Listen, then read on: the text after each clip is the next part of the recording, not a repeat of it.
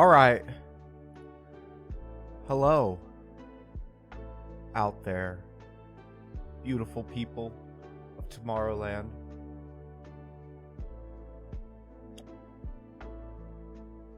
I'm just getting everything set up. I've got to put on clothes. And, stop smelling so weird.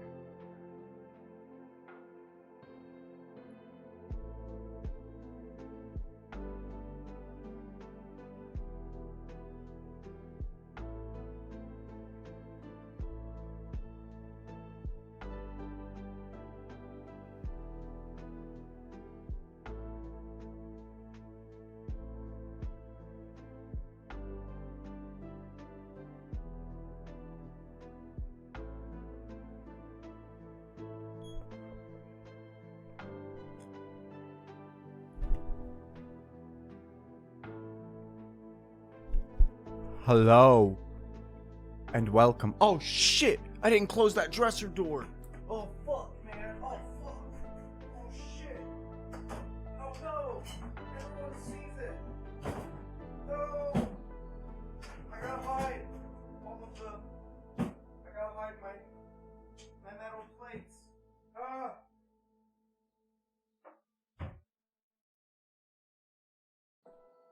Oh no, they see the chair and the background isn't optimally set up for the viewing experience. What will the viewers think? Viewers? What do you think about coming into the messy room? It's alright. Don't all speak up at once. Well, okay. Let's start the show. Welcome to Flight from the Void, Episode 2. Today we're discussing session prep. Yes, session prep. The bane of every dungeon master's existence. I'm gonna just sit here until somebody says something. I know there's probably no one here, but it doesn't matter. You know what? Actually, I'm gonna roll ads. So that way... That's the secret. I always forget to roll ads like right after I go live. That's what you're supposed to do. You roll ads and then fucking folks who are gonna come into the stream, they won't be met with ads. Alright, so running an ad break. Let's go. 3, 2, 1, go.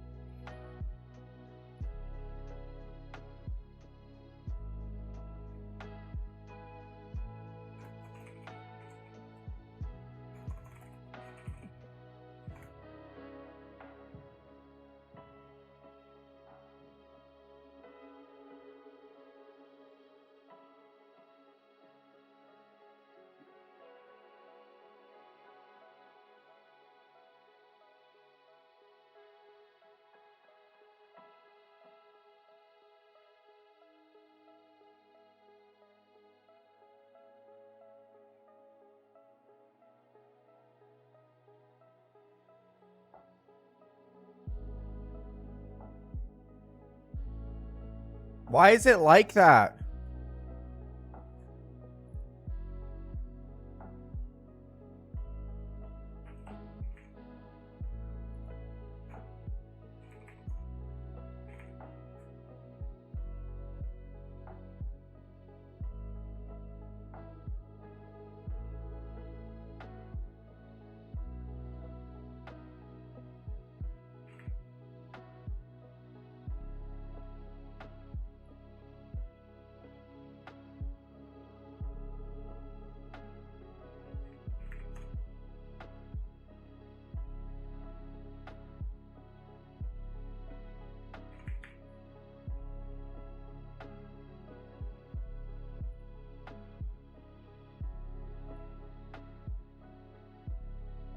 That's kind of cool. Do we like it? It's good enough.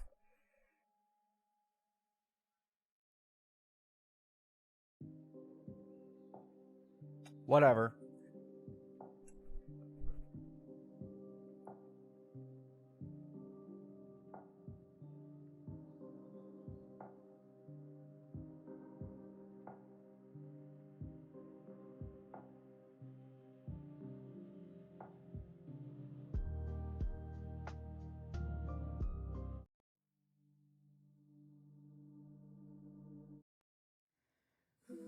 Nope.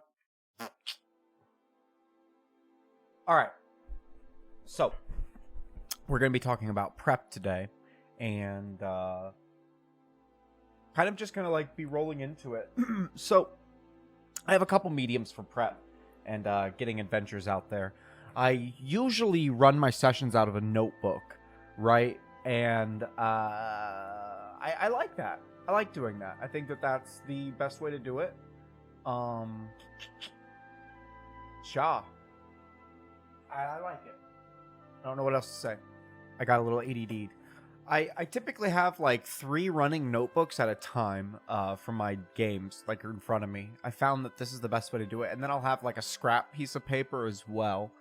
What I like is I have one for my adventure and the campaign itself, and then like another for the world. And this one's more for the players. I like them to have something they can look at where I've kind of jotted some stuff down. In pencil only, really, I write in here some broad concepts if I'm feeling like inspirational or something. If I'm feeling the inspiration, I'll dive into this for a little bit. But that's that thought. Then I have the campaign and adventure book, and this is where like all of my actual like handwritten like session prep notes go. And there's a lot of garbage in here. Some of it's useless a lot of the times. I'm almost fucking used. I'm already halfway of this fucking notebook. So, yeah, maybe I should start getting into this a little bit. So, firstly, the last time that we were all playing, my players had they had opportunities to engage with a goblin camp and stuff. They passed it up, and instead they opted to like move towards a little giant's village and such like that. So that is happening. They have pretty much come to the aid of these giants and are going to help them. That's the gist of stuff. So I know there's no one here really, so I'm just going to kind of mull this topic over a few times in ways just to kind of understand it and think it through myself. There's a large compound that my players have the opportunity to fucking attack right now. And I'm thinking that they're going to go through with it, basically. I don't know what else to say.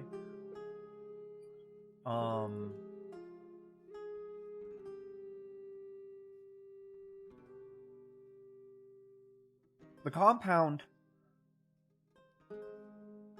is going to have a lot of goblins. A lot of goblins. Like, way more than we can deal with. Maybe I'll just get a head count. Maybe that's where we start out with things. It's been a while since I've done one of these videos. It's been a while since I've done a lot of my design stuff, but maybe let's get a head count of goblins.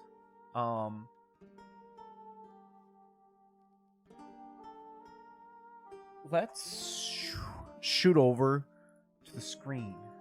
Okay, so one of the things that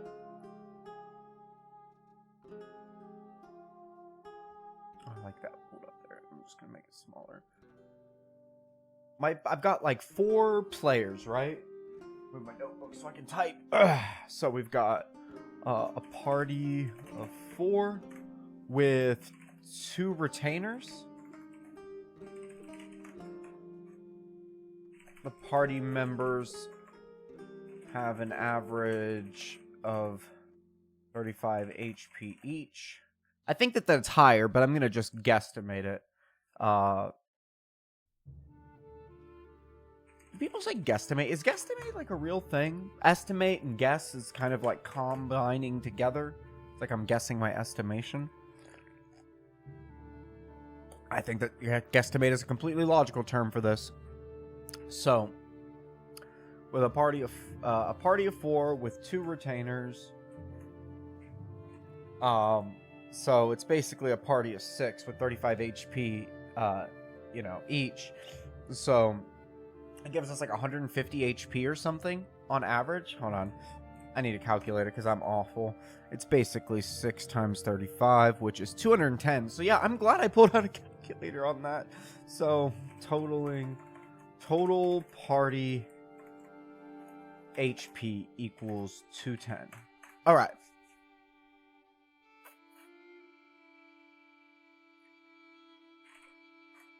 Let's show off the space, okay? This is the battle map that we've got.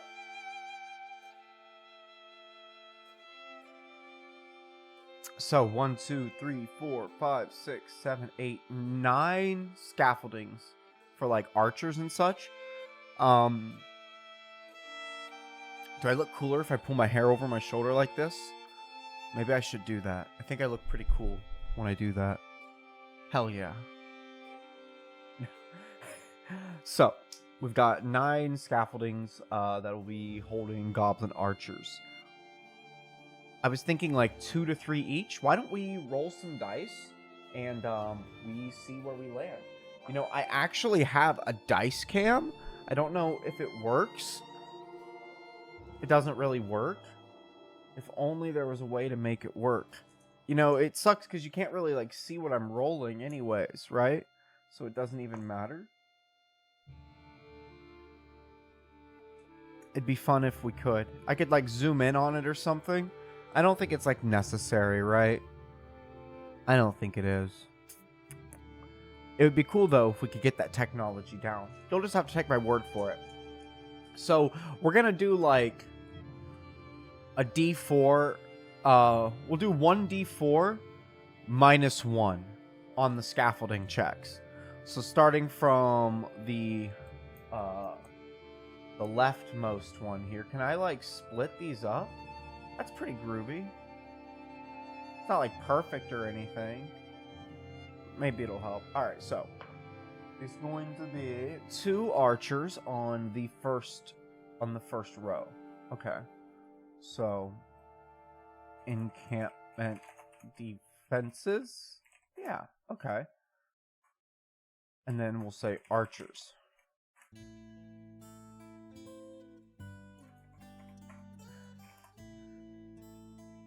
In order from top left. From the top left. Northwestmost. From the northwesternmost archers scaffolding. Scaffolding's like 2 L's, right? It's 2 S. That's what it is. Scaff. Oh, yeah. Goblin archers in for keep a sharp eye on the horizon. Dramatic, right?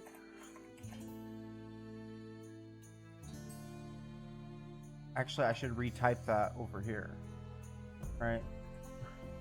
So it'd be like goblin archers keep a sharp I'll just keep a lookout. I'm not gonna be dramatic.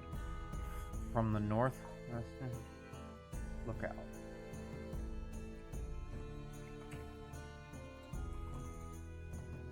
I'm trying to think of how to like word this.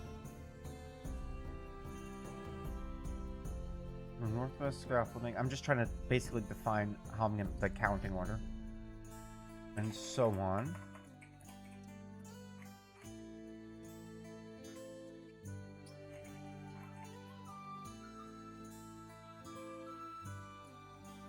Okay, so tower 1 has 3 or 2 archers. Or, 2 archers. Do this. How do I write this?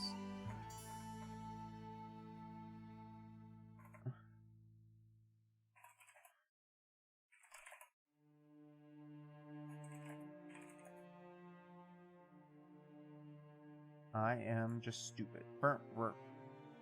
Okay.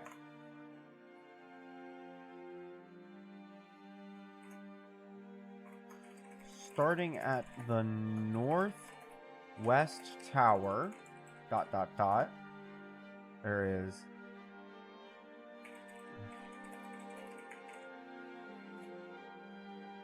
two archers. Then next in line,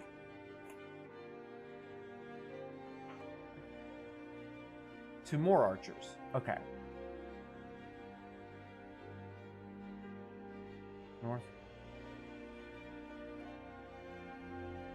Starting at the first tower to the northwest. That's what I'll say. First tower to the northwest. I'm really thinking way too hard about this.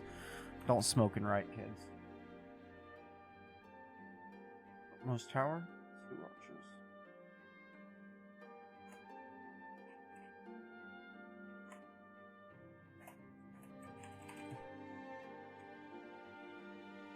Oh, that's weird that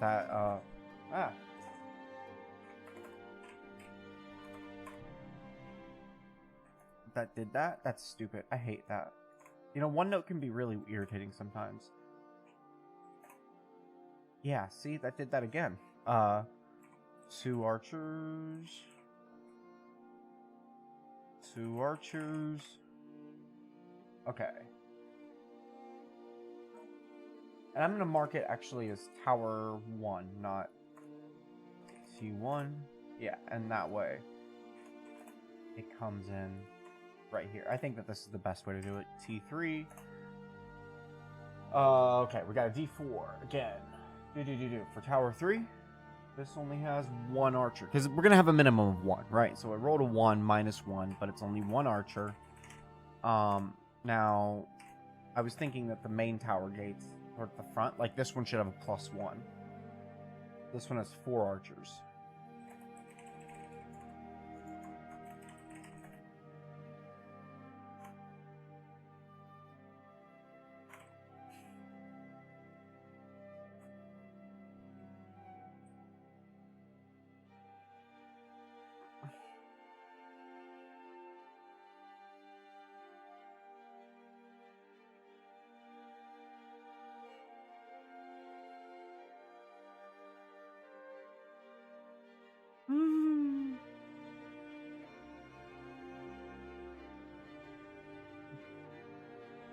I'm just replying to my buddy about the game night. 1, 2, 3, 4. Let's see here. We got tower number 5. Bam. And this one's going to have 4 archers as well. Which, honestly, I'm glad that it rolled out that way. Because those are the frontmost towers. I think they should. 6? That's only going to have 1 tower on tower 6. I need 1 archers. I'm gonna just keep the vocab going with it. T7 is gonna have 2 archers. T8 is the last 2 towers. Oh, almost hit the floor. This tower is going to have 2 archers. 2 archers. And then T9 will have 2 archers. That's a lot of archers. That's still what? 2, 4, 3, 7, 11. 11, yeah. 11, 15, 16, 17, 18, 19, 20, 21. That's like 22 archers. Goblin archers on the on the scaffoldings there, which is fucking sweet. Probably gonna be a little tough, but it'll be alright. So.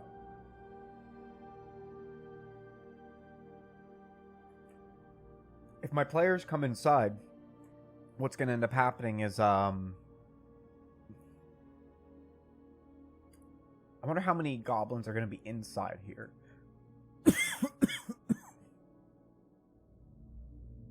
I want to say they're putting a lot of their manpower into the wall.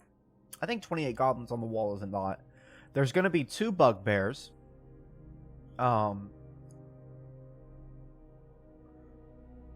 Maybe we'll say like something like 2 and 6 arrows fired are fire arrows and deal an additional 1d4 damage. I think that that's appropriate.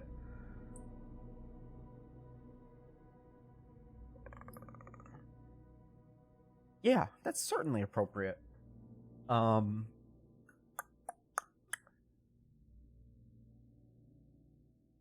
much damage does a goblin do on average, right? Like, what's the ruling on that, right?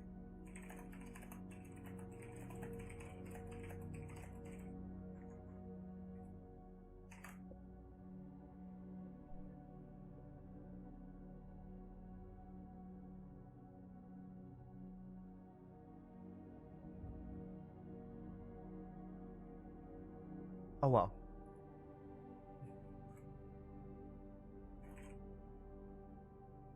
The walls of the camp are... You know what? Also, I want to do this. Because I think that this is gonna...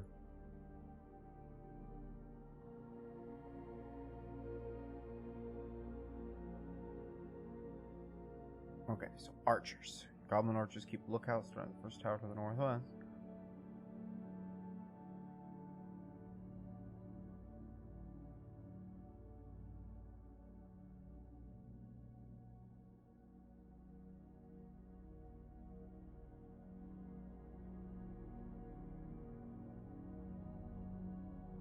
Fire damage.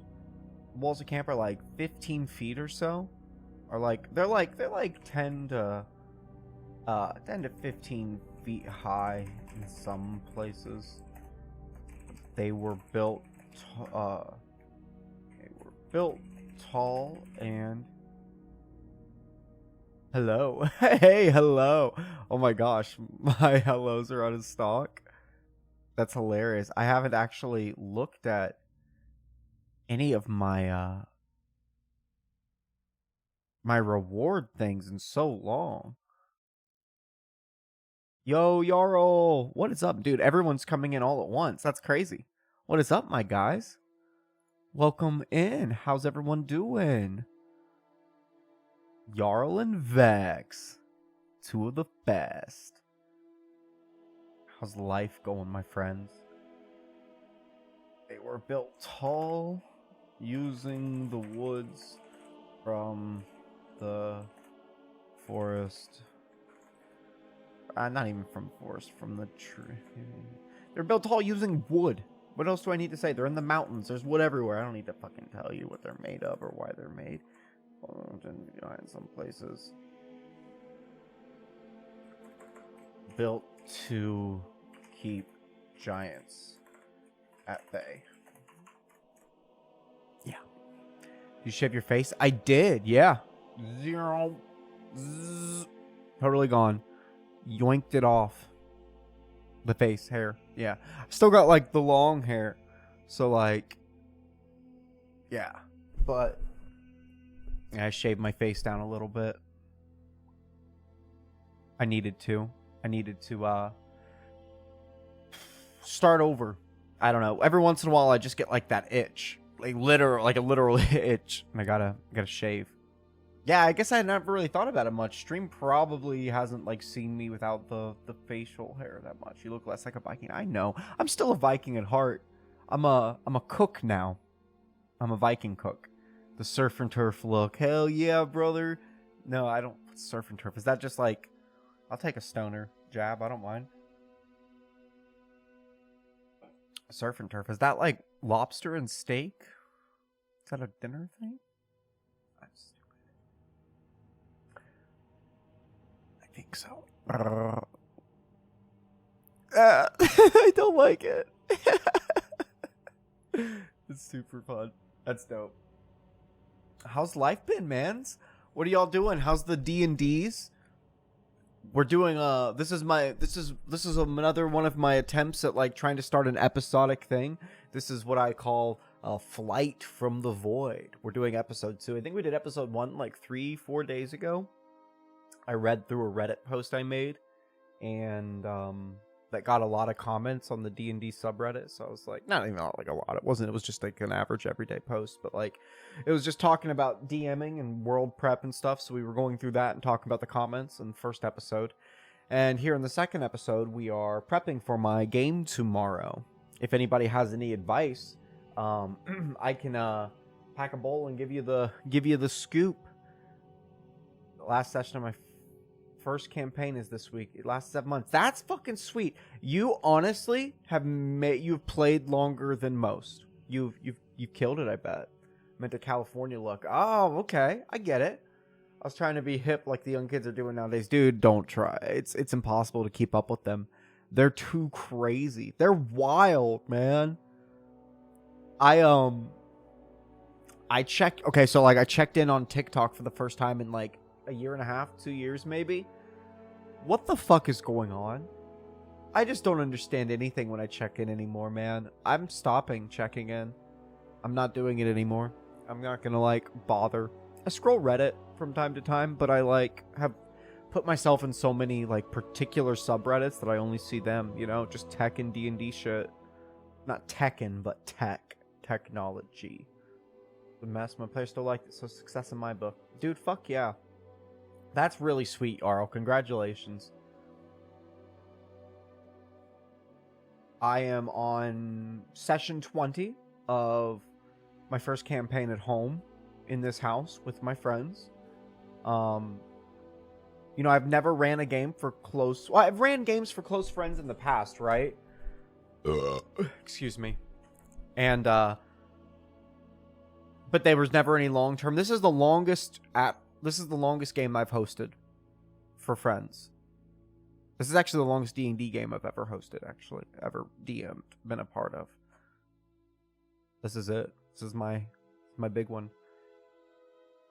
I've already forgotten how to start writing for the next one. Dude, I love all of the ideas that I come up with that aren't my own campaign. Like, I just want to, like, scrap everything week to week and, like, start something new almost, it feels like. You know what I mean? Some of my coolest ideas, I feel like, have come from not being able to enact on them. Unless I wanted to start up another game, and I really don't feel like doing, like, another D&D game right now. You are literally about to go on such a great adventure. Are you going to be doing, like, another game for them, you think?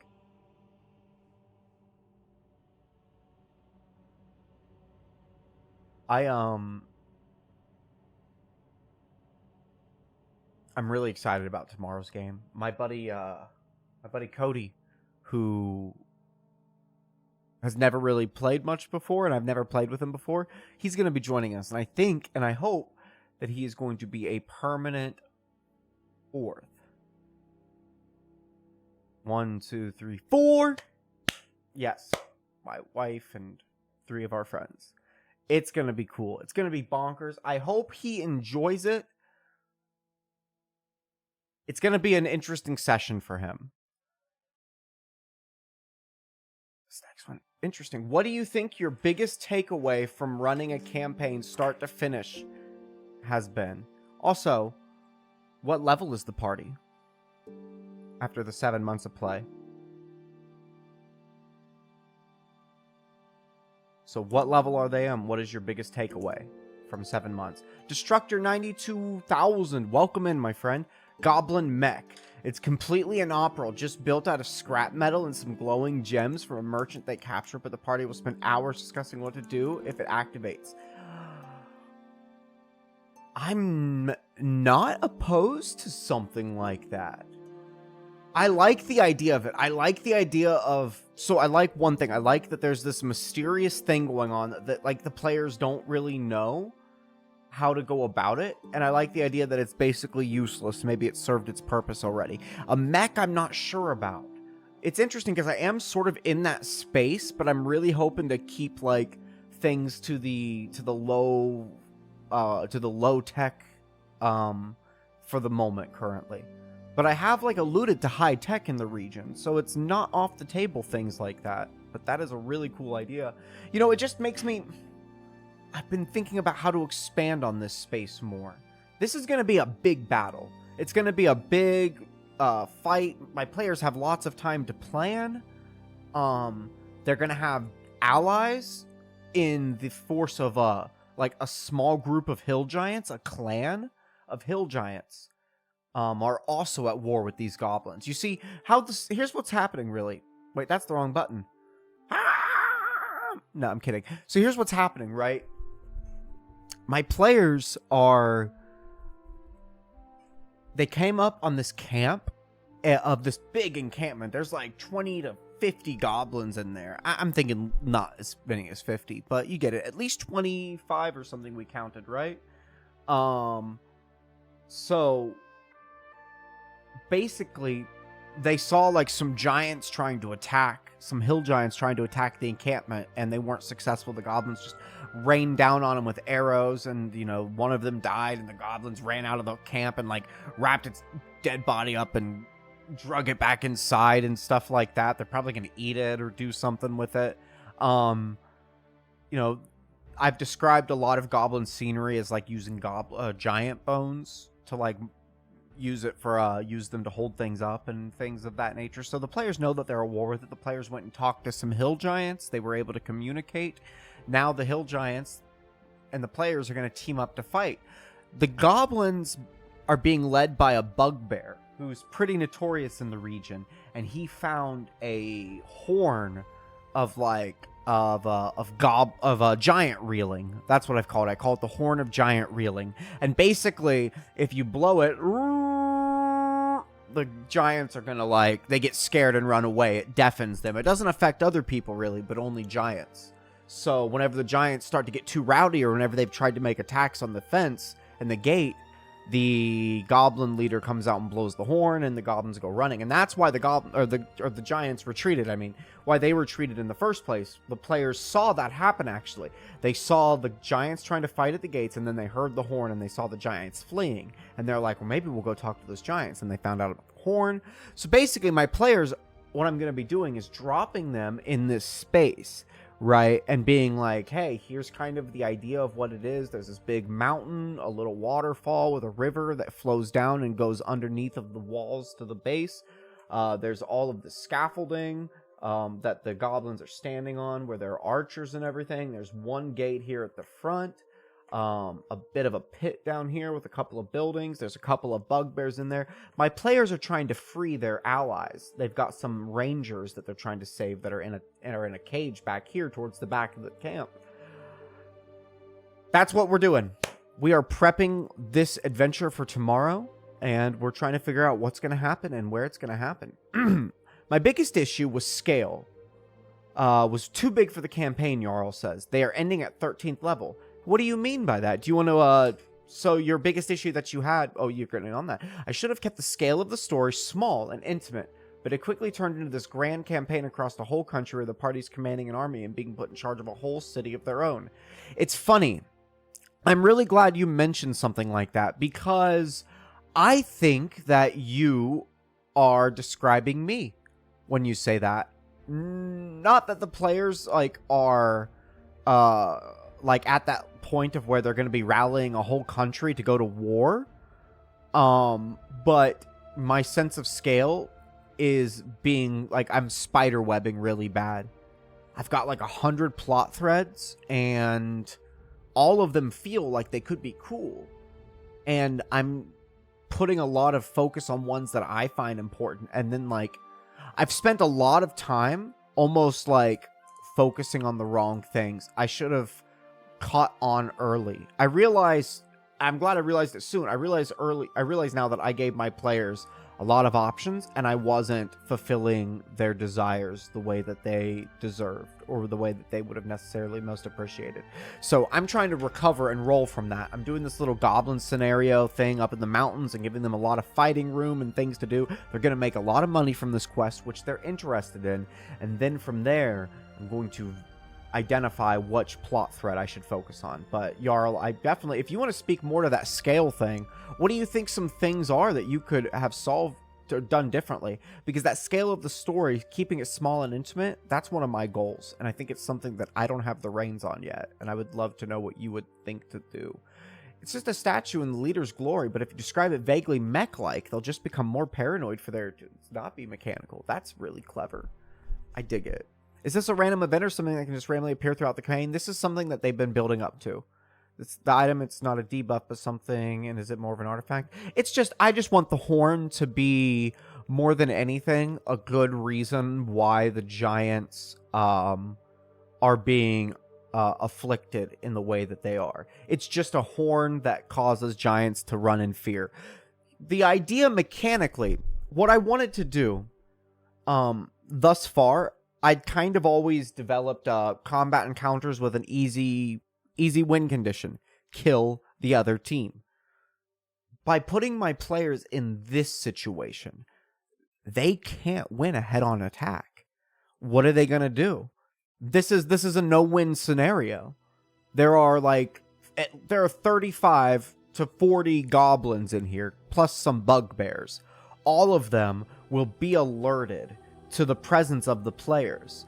The players are only 4 level 4 people. And they're not like big AoE damage dealers. They're very single target minded. They will be overwhelmed. They will be destroyed if they were to attack. They have some friends that they need to break out from the back of the camp, and there are ways for them to do that, but is it worth the risk? They don't think so.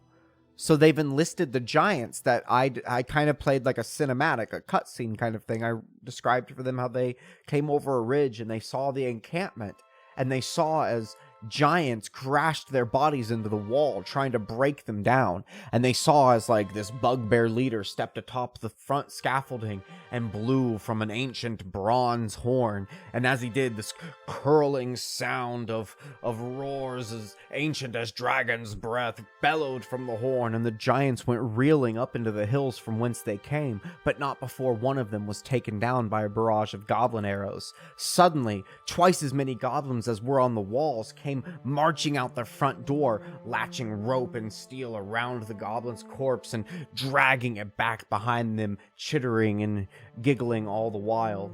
And so the players know that there's a bunch of goblins on the fucking scaffolding shooting, bugbears blowing horns that scares the giants off, and fucking a bunch of goblins inside that are gonna like work together to take them out. And so the players know that they can't win a frontal assault here. So they have to find a solution. They either are really sneaky. They've got the skills. They don't need the giants' help. This mountain behind the camp, this waterfall, this river, it's all calculated. They have a druid in the group. They could like mock attack a wall while the druid sneaks through, swims under, frees the people they need to free, and then they like have somebody up here like drop some ropes down. You know what I mean? Like it's not a no-win scenario. It's a no-win scenario if they think the only option is kill. Which a lot of the kill options have been, all of my combat options have been winnable scenarios by the player's standards, you know? So this is kind of the idea here. This is what I'm trying to create in this space. And the horn is important because the horn will deny the players the assistance of the giants. And if the players don't have the giants, well, then they're in a no-win scenario. So my players have to figure out a way to coordinate their assault with the giants and against the bugbear who has the horn, so they can do everything they can to keep him from getting to the gates and blowing the horn to scare away the attacking giants. splitting the goblin forces and making it manageable. That's what they intend to do, and that's what I was hoping they would do with going to the giants. All of this is just stuff they figured out last week. They're going to double down on it tomorrow and make sure that they do it right, but this was their plan. And I'm really excited to see how it goes. If you shifted the prisoner cage to the other side, you could open up the opportunity for them to go for a landslide. I'm interested. Oh, shit, you're right. Wow, Destructor, you're right. That's actually really brilliant.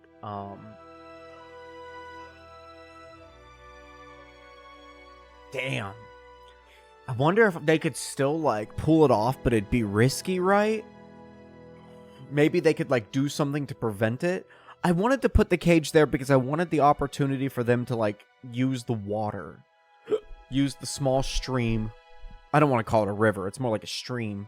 It's a big stream, but still a stream. It's more like a little thing like that. I wanted that opportunity to be there. And I want that still to be there because they've definitely thought that a bit through. I like that landslide idea, though. That's really fucking genius, man. I have not thought about that yet. The whole point to the ridge behind them was just to be kind of like a rocky terrain. It's just a big mountain pass, just to kind of like cut off one of their points of attack, and like it's just a defensible position. But Vex, so yeah, kind of the object is more of an artifact, I would say. I don't know like how valuable of one it is. I mean, it makes giants run in fear. The giant king wants it when it's all said and done. I feel as though I should have spent more time building up to this point. Almost as soon as they got to the main town of the campaign, there was the threat of a massive undead horde looming just on the horizon, and they were pretty quickly thrust into being commanders to stop this threat. It would have been just so much more interesting to focus on investigating various leads on their own. As we switched to VTTs halfway through the game. Really? So you were doing table stuff and then you moved to a VTT? Is this a home group?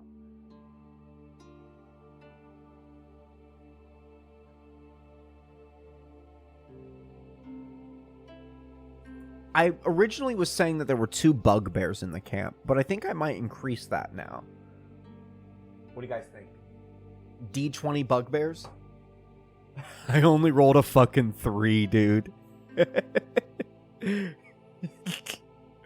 Okay, so we'll say there are 5 bugbears.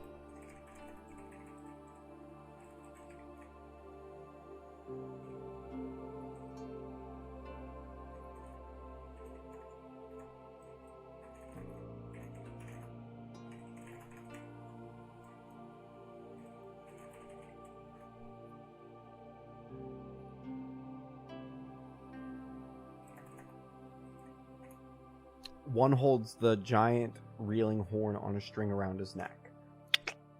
Using Tailspot to start off with, then we move to Foundry, which we love so much more. LOL. That's great, dude. I'm gonna need some. I want to do some things with Foundry really soon. I like it. I've used it before.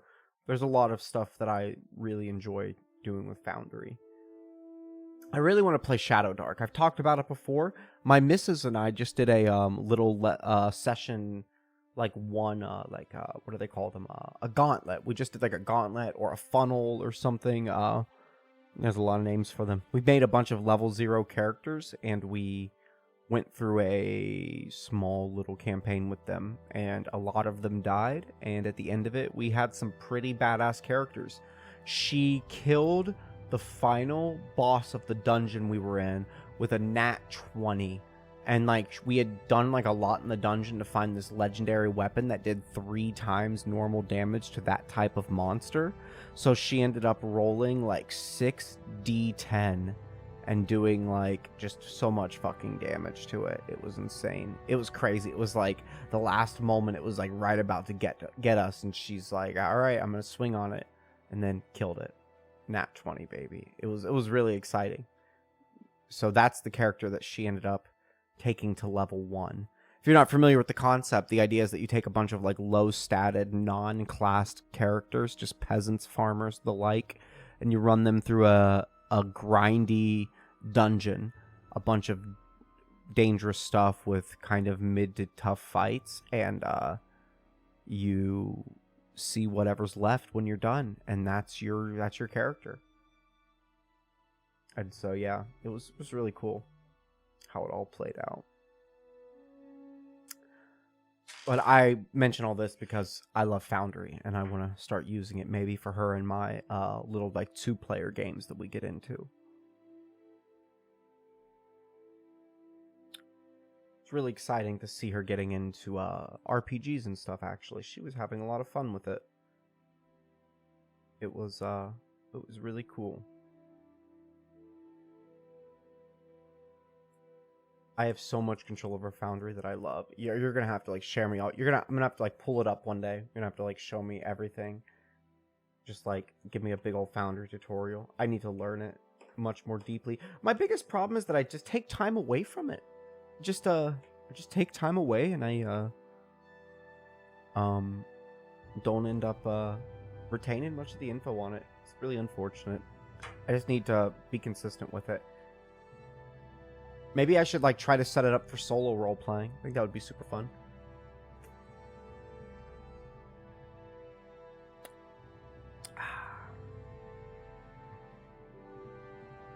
So I'm gonna have 5 bugbears. Let me look at my handwritten notebook. I think that I've got 3 prisoners.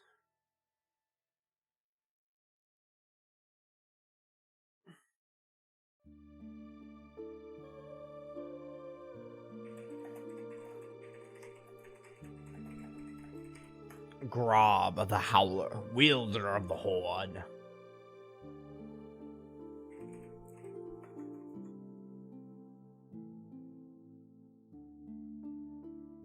Prisoners.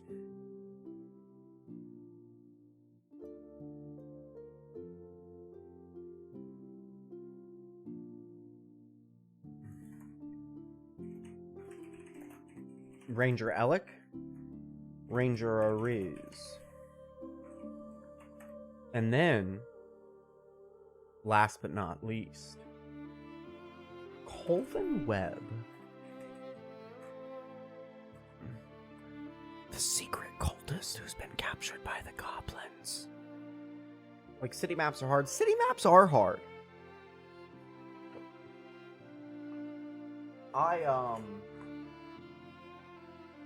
I vote don't do them.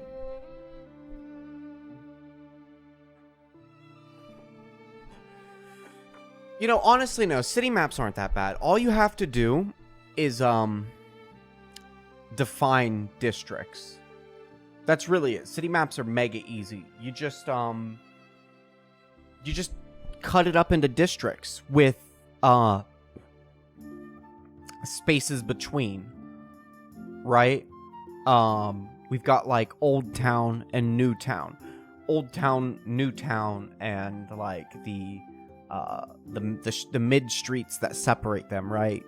So it's like that right there. It's like 3 districts, and one of them is like a pseudo district. It's not really a district, so we don't, and the players would never expect it to be. That's the best thing about like these in-between spaces, these in-between areas that can act like scenes. You don't have to put a lot of effort into making them feel as though they are representing a space or like fulfilling some kind of imagery. What these spaces occupy is just generic citydom. And I think that you can just do things like that and create a really fulfilling city experience. That's what I think that would be best, right? What do you think? Like, and you, that's like as simple as like just drawing it out, like, you know, I'm gonna like look at something, right? So it's, so you've got like the city, right? And then we fucking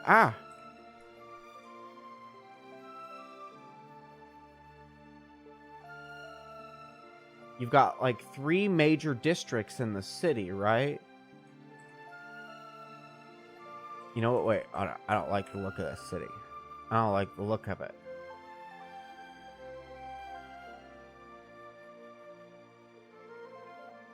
Right? And then what you can do is you can then go in, and then you have these districts fulfilling kind of a role and a theme. You can have the old town where folks are poorer and, you know, are much nicer or something. They have less to offer though, and not much really going on there except for like generic older quests. Then maybe like a fresh, like a Pearl Town is what I think I've done recently, where it's like an upper class sort of space, right? Then you have 3 can be like a market district where people sell wares and stuff like that. And then you just need to like create hot spots in between all of these things that act and have their own sort of like measure in the world, like a street, like a particular street or something like that. I don't care. Why are you giving me tips after like 5,000 hours? Oh, no, Jesus. I like the idea of like using streets, like famous streets. It's like, oh, this is like, you know, King Street or something like that, right? King Avenue. It's like a very large, wide space where a lot of people live, nobles and like highborn and lowborn alike, right? And that's what like this one right here is. We'll say this is A. This is like King's Avenue is what A is. And it's like this whole blah, blah, blah kind of thing. Exactly what I just said. And it's just a big, long, wide street. There aren't a lot of shops. There's usually a lot of traffic, foot traffic, horses and stuff going around and shit. And maybe it stretches all the way south to area number 3, right? Or at least close to the market district. And then you could have like a maybe like a, I don't know, like a really like a rough town somewhere between the market district and Old Town, like a really old town, like the ghetto-y bits of it all, you know, just a tougher area. I don't know. I'm just kind of brainstorming. Cities are hard. I personally don't believe that the effort of making a city map goes rewarded. Like a big city map detailing buildings and alleyways and stuff like that. I just don't think it's necessary. And it's not really information that the players would have to like what are we expecting when you hand a player map? Like, I don't know. I'm just rambling a bit. I've got like an example, right? And this is a terrible, terrible thing, right? But like, what would you do if somebody like handed you something like this?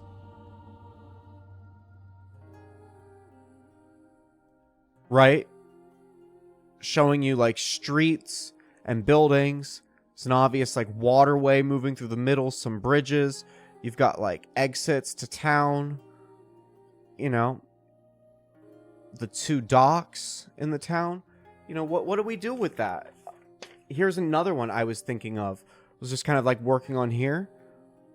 Just some rough concepts. Just ideas of like big, large streets, city clusters. I wanted to do like a mountain or something over on this side. Maybe a kingdom-esque area. You know, like what do we expect to happen when we hand these sorts of things to our players? I showed my players the first one. It's not great. I even like went through the effort of like up here. You can't see it too well because I've penciled it in, but I've actually no, I haven't penciled it in. I've gone through over with an ink pen now, but I've marked numbers there and I've shown them like places that they've been and places of interest that they might have heard of. They were like, just give me the quest and let me get out of town and go do the quest. That's what they wanted. They don't care about shops or things like that. Like, they get a kick out of some things that, like, are impactful to their own narratives. Larry, my goofy druid orc, he likes to walk to the leather shop because he's barred. He does nothing like he walks in there. He told my wife's character to go in and buy him some stuff, and she went in and like pocketed a bunch of his gold and came out and she was like, yeah, it was like 30 gold. And he's like, really? It's usually only like 20. And she's like, eh. whenever, you know, like, he can't go in, so he has other people shop for him in there. It's really cute. That's the extent that they enjoy their shops. It depends on the context of your campaign. The whole campaign was you and your party in one city as a group. You're right. This is kind of their hub, though. It's not where things happen. I understand. You're 100% right, though, Jarl. The campaign is the adventure, right? It would be like picking up Dragon Age 2 and not investing a lot into, like, is it Kirkwall? Is that where that place... The whole game takes place in the same city. And it's exciting from the point of view of a player in the time because, like, you see multiple years pass by in the city as you stay there.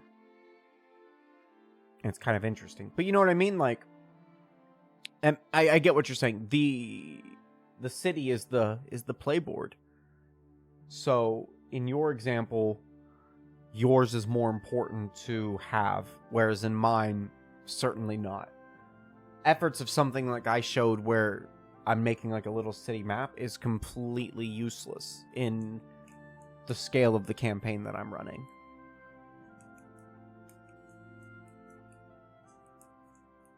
But yeah, no, I didn't even really take in consideration that you were planning to do a city campaign.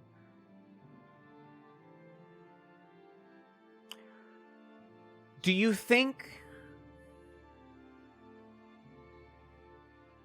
that the politics of the city are probably going to be the most important thing to running a city campaign? Like, places can only occupy so much. It's got to be the factions that really drive the meat of things forward, right? It's kind of what I would think. You'd want to have a lot of groups that have things at stake and things that they're trying to achieve, quite publicly known things. Everyone knows the red bastards of Darrenwall want to control a majority of the seats in like Pumpkin Town. You know, Pumpkin Town being like maybe like the street name for the farms and stuff, in the farm district of your city or something, right? Like, everyone knows the red bastards of Darrenwall, or whatever I said, want to control the agriculture. They want to have a majority seat. They're doing everything they can to get Snickered Pumpernickel up on the board or something, you know? They are fighting their butts off.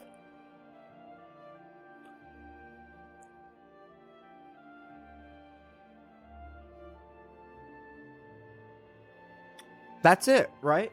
That's a good thing. Yeah, do that. I think that's the smart thing to do. Do a gang in the city, and yeah, I think that's a perfect thing. The thing about the gang approach is it can lead into bigger politics really easy.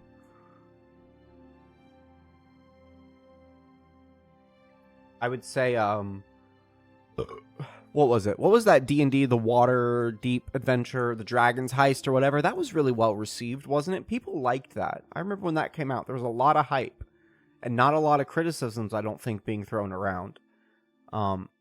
It's not without its fair share of criticisms, I'm sure, and certainly unwarranted ones just because it's a WotC product. But also its fair share of criticisms because it is a WotC product. It's weird how that can be both wrong and right at the same time, right? It's just the way the world works with a lot of things. It's a WotC product, so it's not any good. It's a WotC product, so it's probably got something good in it. It's like a prison break on this island, prison just outside of the city, and they'll end up with a debt to, like, the Thieves Guild that helped them get out. I like that. I think that's a good call.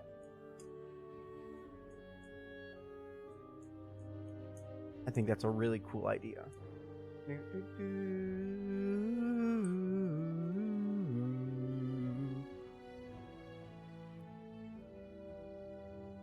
So,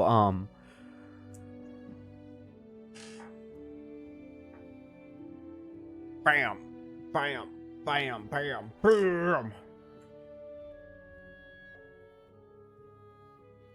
I think, I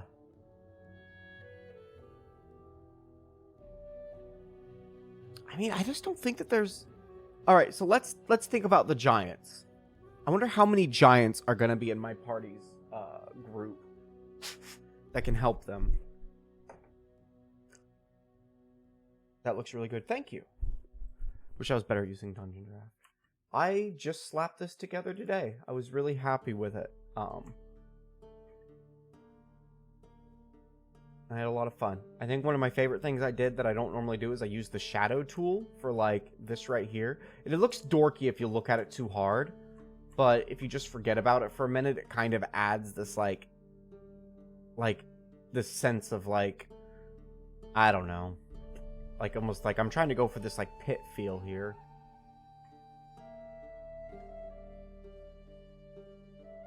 How strong is a singular giant? I don't know. How strong is a hill giant, right? That's not the right thing. Let's just like find like a cliche looking hill giant. There's a revised one. I don't care much about that. Hill giant.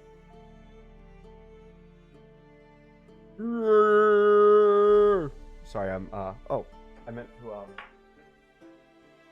just gonna hit my vape. I don't want to like hit my vape on stream. I don't want to give anybody the wrong idea, so I'm just gonna turn off my camera to vape it up, bro. Vapes out, bro. Vapes out for hill giants, bro. I'm stupid. Please don't unfollow me. Please don't leave. I need this. I need this. Oh, alright, so 13 AC. These things are getting hit really hard. Or really often. They have 105 HP, which is definitely going to go down. They are not that strong. The great clubs are pretty tough. They make 2 attacks with it. Does 18 damage on average. Yeah. I don't like that. These definitely aren't like tough hill giants like that. Or maybe there's just not enough of them? They're getting thwarted by goblins. The only reason that they can do anything against the goblins is because the bugbear has that horn. That is 100% the only reason that they're even doing, that the goblins have any like hold here at all. I think you're right. In all at the size of this lad. Absolute unit.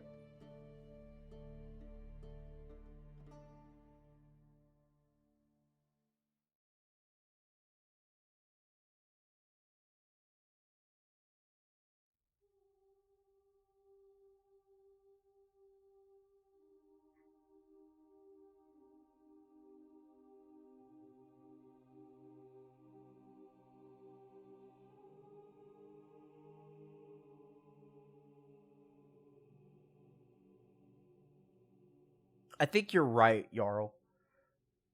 I think that...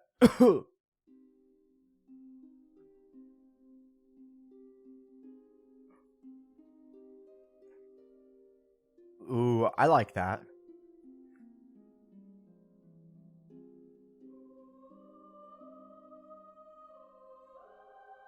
Oh, man. So... that would be like the play.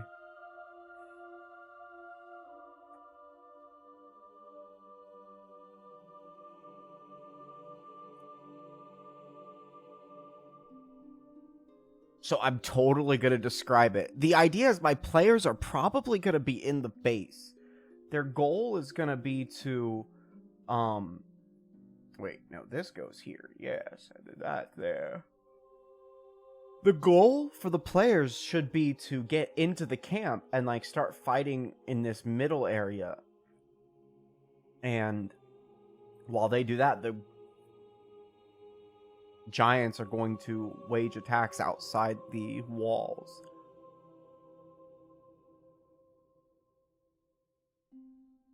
And distract a big host of the goblins.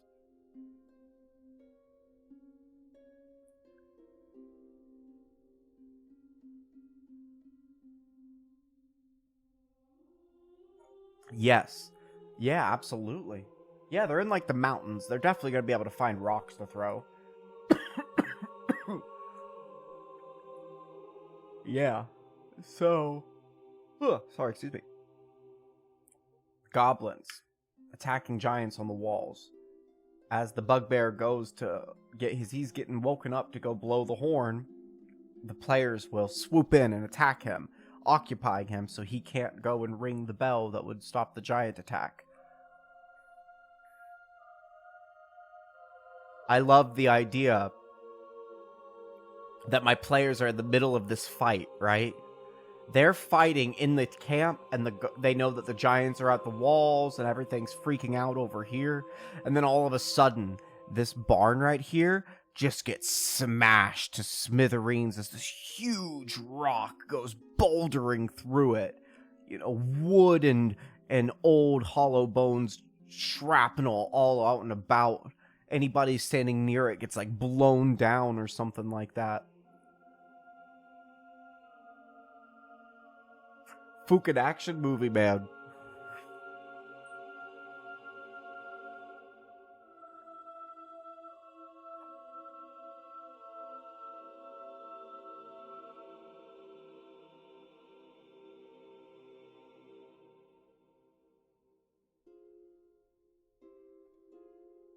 We're gonna kill a goblin, absolutely, and there's gonna be a lot of goblins, like a lot, at least 30.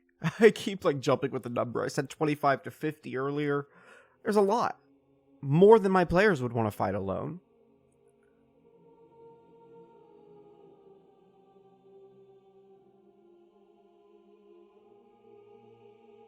Maybe it'll take 3 rounds before the goblins or before the giants take down the walls.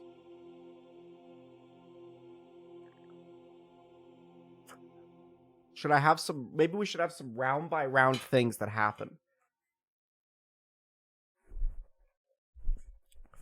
Okay. So, like, round 1. Giants and players begin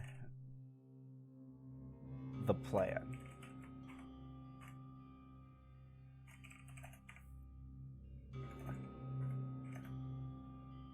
How soon? Maybe round 3. Okay. I think that's it. Round 3.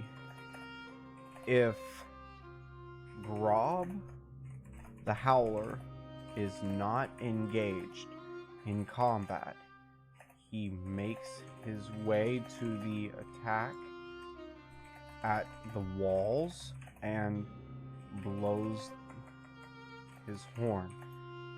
Cause giants to flee in terror for 1d4 rounds. This is big, right? Round 3 is a really big thing. Is this too soon?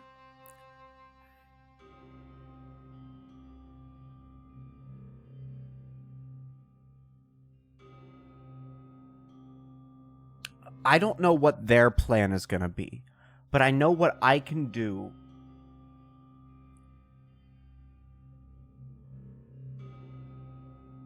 If there are giants attacking the walls. Okay, you know what? This is actually going to be the better way to phrase this. The raid on the goblin camp. Right? This is how we do this. If the giants... No, I'm not going to do it. If there are giants attacking the walls, Grob the Howler will emerge after 3 rounds to blow his horn. If he is not... Okay. If there are giants attacking the walls, Grob the Howler will emerge after 3 rounds to blow his horn. If he is not engaged... I don't need to do underscore, that's annoying. If he's not engaged in combat, He makes his way to the walls, to the attack of the walls, and blows the horn, causing the giants to flee in terror for 1d4 rounds. I think that this is absolutely the play.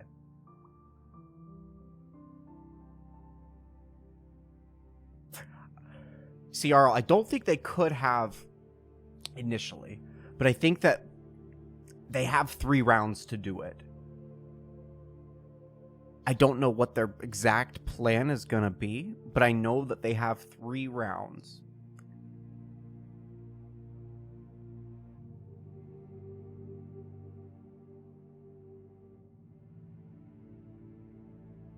Does that sound fair? He's got to respond to the attack.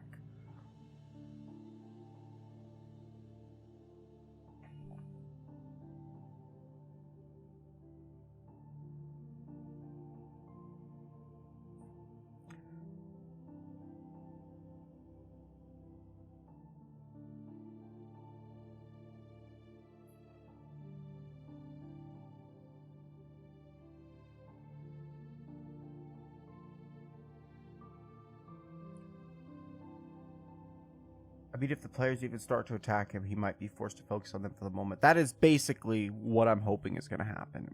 Put me back in this mix. Put me in the mix, Cap. That is 100% what I want to happen, is that, like, if he is fighting them, he will not be able to. He will be doing his own thing.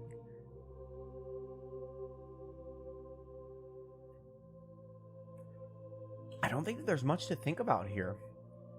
Other than that,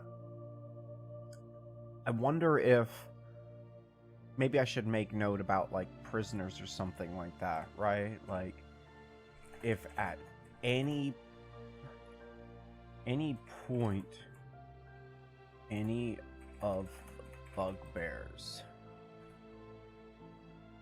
comes to the conclusion that the PCs are here for the prisoners, that bugbear will make for the cage to take a hostage. It will not hesitate to kill.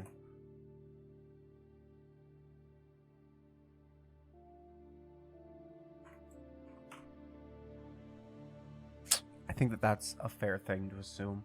My player's ultimate goal is to save their allies. My players are not courageous.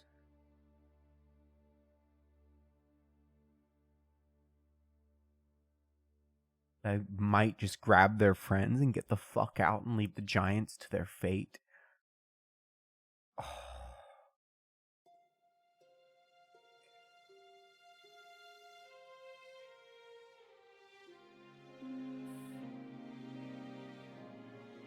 I would really fucking hate that, actually.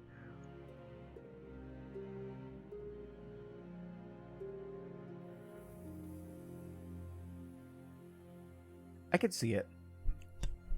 It'd be heartbreaking, but they might do it. So, that's just one small thing to think about. I've put a lot of goblins on the walls. I'm thinking that this is enough. I hate that, but yeah, absolutely. It's totally an option for them. They might have even discussed it. I can't remember. They talked a lot. I presented them the idea of what was going to happen next session, this session. And they lingered around the place for a minute talking about what they were going to do. I almost wanted to be like, all right, guys, I have to go to bed. So, do you mind? Just, wrap it up.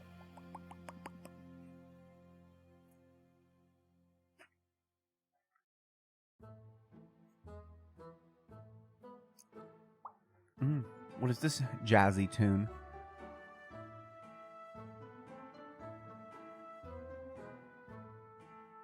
The Thieves Guild trying to Vampire the Masquerade with a group. It's been fun. Neat. That sounds really cool. If you're interested in a in more RPG stuff, I'm gonna I'm gonna start like a Shadow Dark thing in the Discord. Anybody can do it. I'm just gonna do some basic adventures. I think I'm gonna do I want to play some like famous adventures. I'm gonna do the Village of Hamlet and like the Moat House and stuff for my wife and I, and maybe other people if they want. I want to do Keep on the Borderlands. I want to do like, I don't know if I want to do all the Caves of Chaos, but I do want to do like Quigmalion, whatever it is on Keep on the Borderlands. I thought about doing that one with my current players in this space. So, a D10 system. Interesting. I didn't know that VTM was a D10. I guess I never really thought about it, what it would be. That's interesting, though. D10. Are there other dice involved as well, or is it primarily just doing like D10s and percentiles and stuff? I have. Oh, excuse me.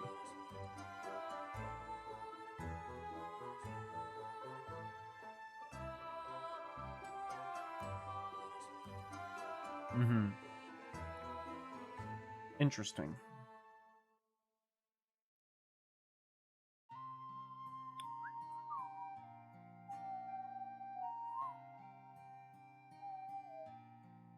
I'm sorry.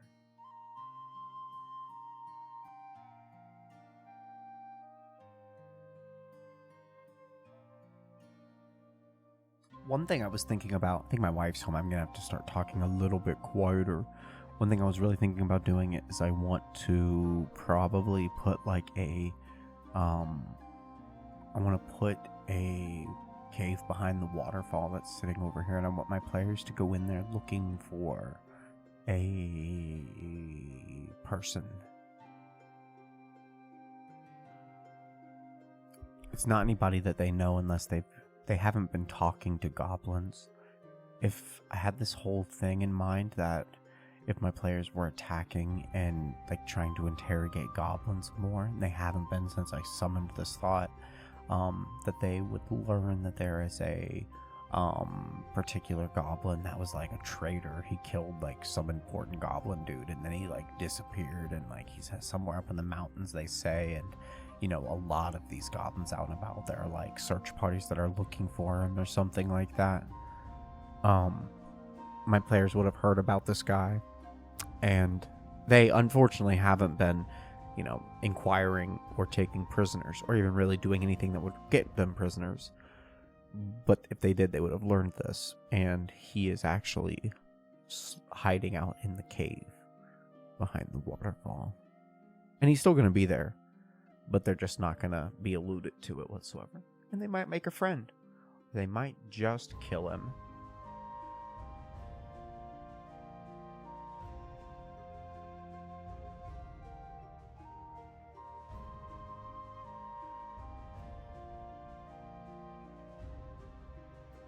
But that's one thing I'm doing.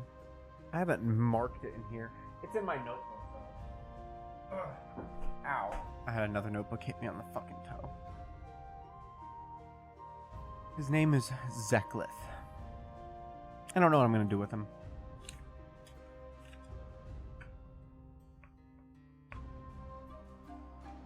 Show me. Show me all of your resources, Jarl. I want to know everything. I need more resources. I use my pen and paper stuff way too much. Might need to go soon. Wife's home.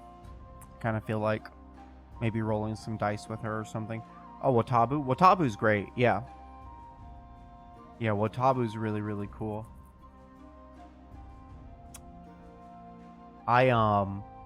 So what I would do, wonder if I can I might even be able to find you an example of it. Hold on. I had a really cool thing that I did.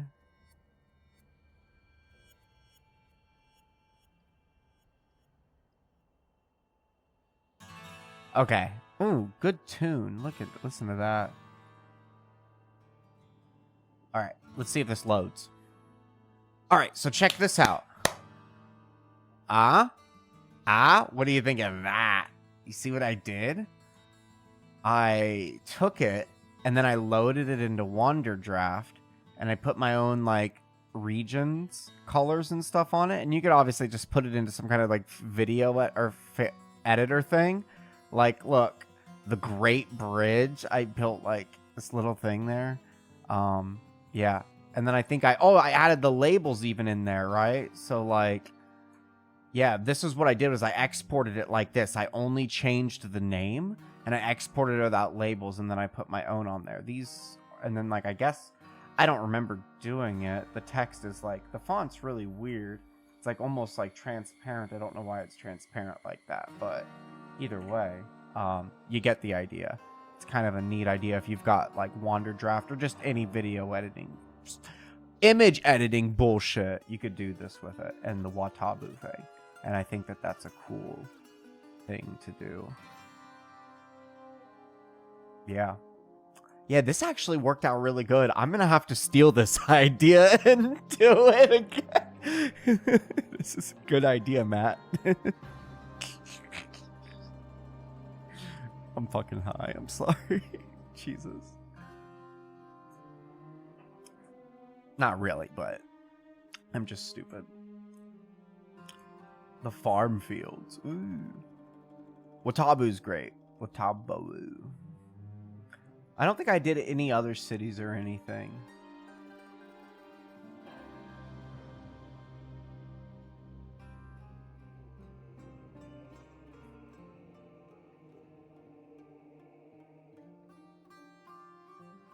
Old Town, Adventurers District, Noble District, Small Ship District, Farm Fields. The thing about cities, right? It just feels like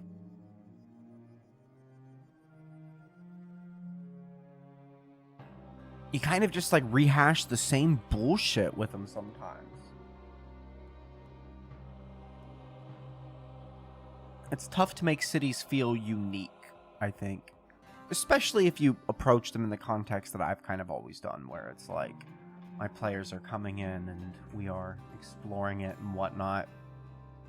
I've never tried to make a city a home or even really thought super hard about them. I've thought about some of them before and I haven't really revisited any thoughts. Early in my world building, I thought it was really important to kind of like have some interesting cities and define them. The city of Boldera, Aberdeen, I can't think of any other ones, but lately I haven't really thought about it.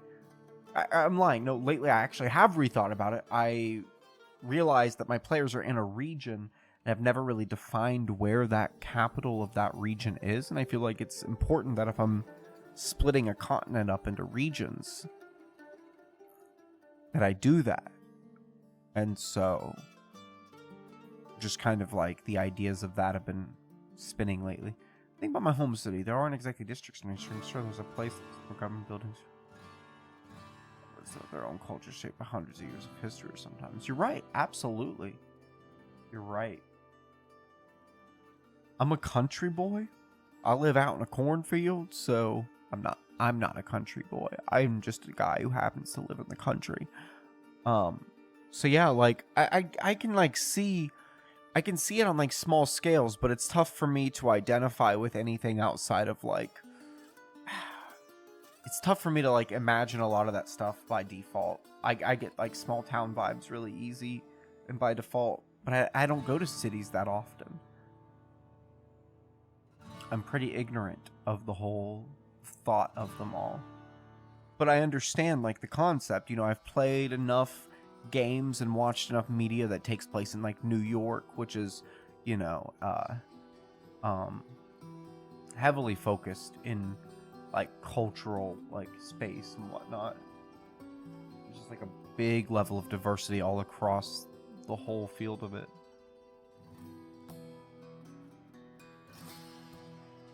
And I think that's why I usually generalize like we see here with like big, generic, broad terms that encompass like a huge portion of the area. It doesn't matter how big my city is compared to the next one. I'm always going to have like 4 or 5 districts in all of them because that's manageable and it's like realistic to incorporate, but it doesn't broaden the sense of scale by any means.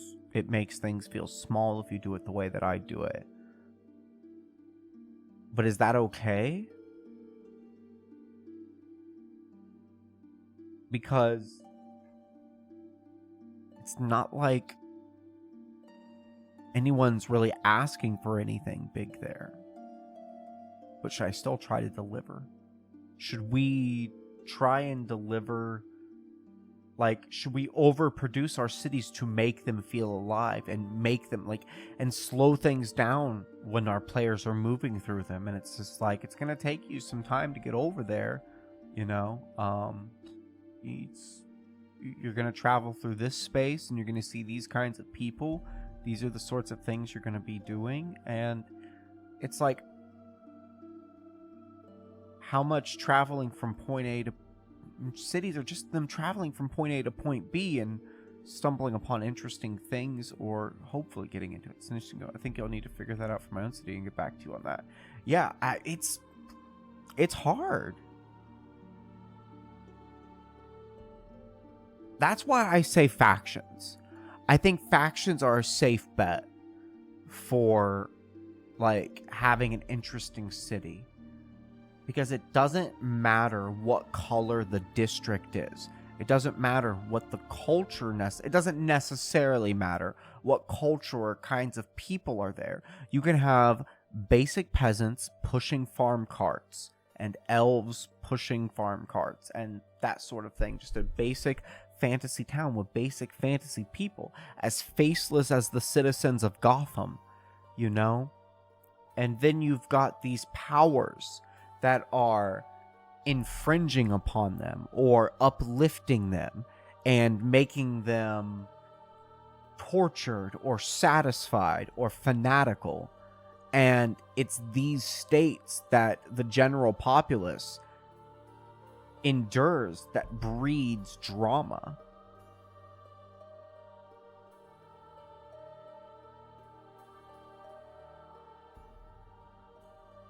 I think that we've just got to communicate with our players when deciding with cities. Like, understand, like, there's a lot of work that goes into this. Is it worth it? Are you going to want to get a lot out of being in a city?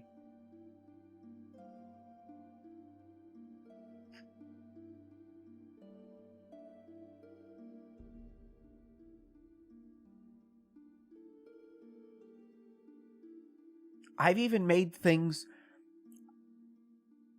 I've pointed out spots in my city of Lyranport that my players kind of use as a hub. I've pointed out things that they're interested in. One of my players bought a fishing pole and tackle. He bought everything to go fishing. And when I made my little city map, I made mention several times there's a river running through this city. Big, wide river. Goes to the ocean that this port city is on. And lots of people fish up at the north part of the city where the wall meets... where the river runs under the wall. And I say there's the ground goes down right up to the bank. There's a bunch of little old shacks there. A big fishing space. My dude doesn't care. He bought a fishing pole. He bought tackle. I built a spot for him to go fish and some side quests and some things that would happen there. I guess I was wrong. I thought he wanted to go fishing. I think that he wants to go fishing on his own terms. And I don't know, I think maybe we've only had like 1 or 2 sessions in the city with that information in his head or something, and they were probably more focused on other things, but I was just like pulling from it. I've tried to liven up Lyranport and make it someplace they can explore. I built a dungeon underneath of it. I put all kinds of really interesting stuff there. Side quests. They're doing work to actively help the place. But I think it's all just to satisfy their own ends. And they don't even have a guarantee. They're just running around doing shit.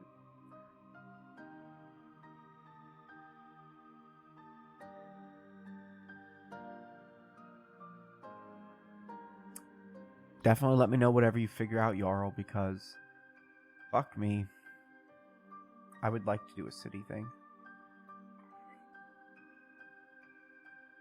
Yeah. Tell me about it.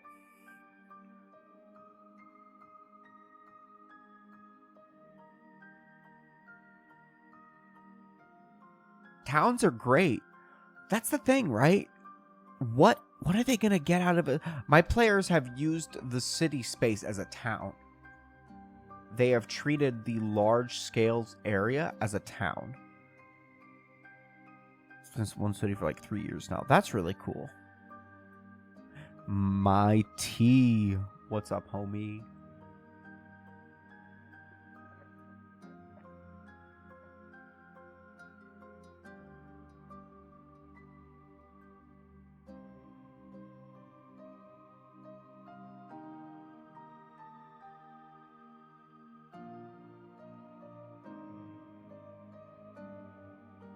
Hey, take care, Yarrow. You heading out?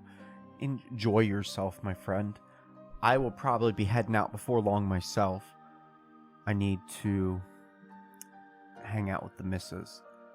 Like I say, maybe roll some dice with her. I am. I have a session tomorrow. I'm really excited for it.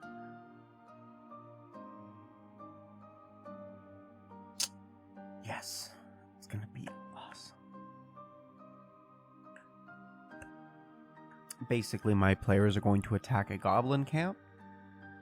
And they are going to try to free some prisoners. They're going to be aided by some giants. And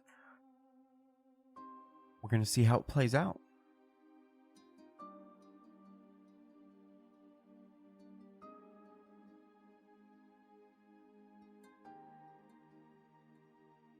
There is this idea I've got of a...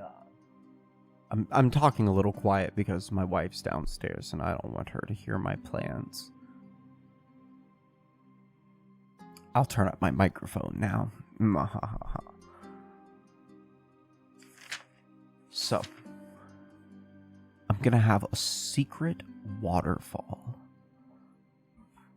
There's like a waterfall here, and there's gonna be a secret behind it.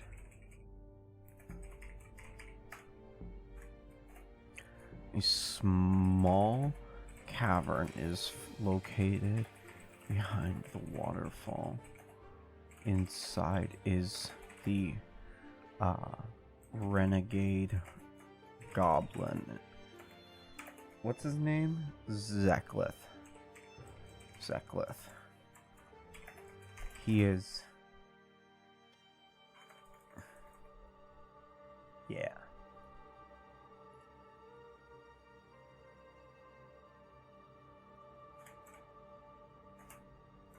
Very cool.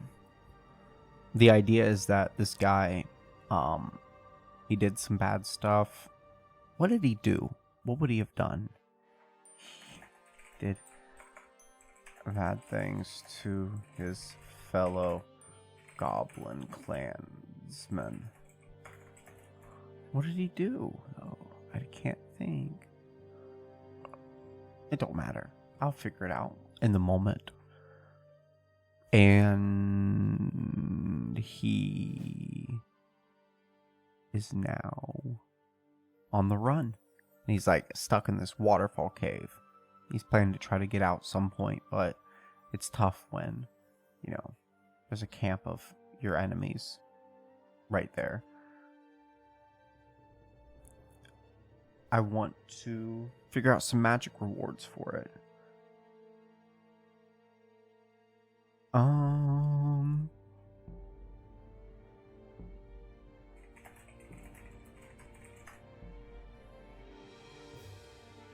gonna use the 5e tools loot gen. Bam, bam, bam.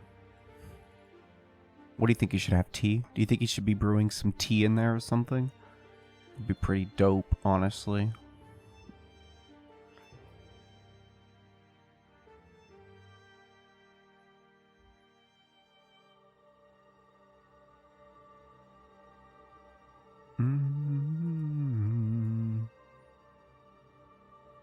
I'm gonna roll on magic item table D, a potion of growth.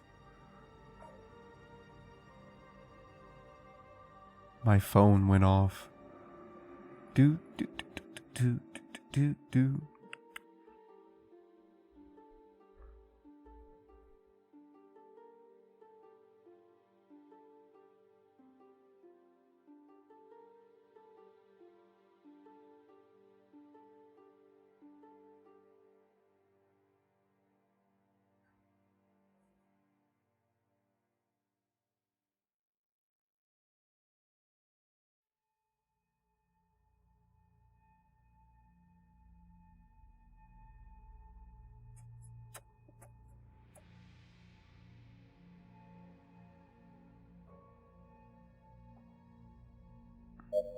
Ooh.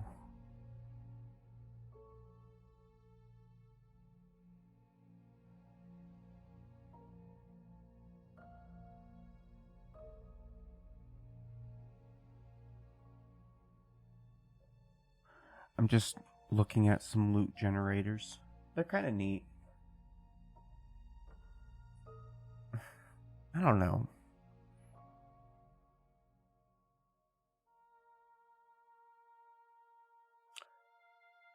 Grob is, yeah, he's one of the bad guys. He's like a bugbear.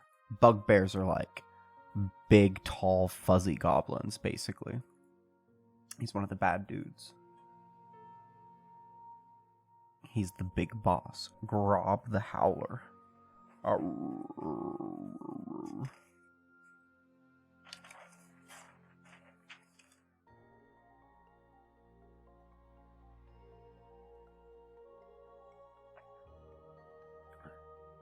Yeah. And then Zeklith is going to be the renegade one who's in the waterfall.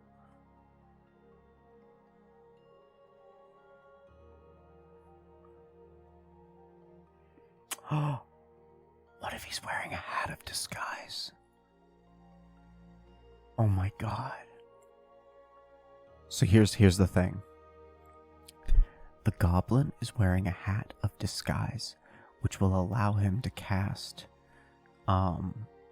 disguise self on himself.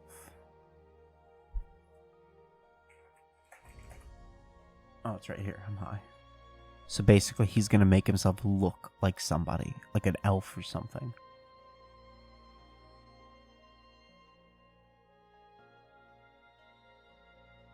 That is totally what's going to happen. This is brilliant. He is wearing a hat of disguise. And can I, like, link? Can I link this?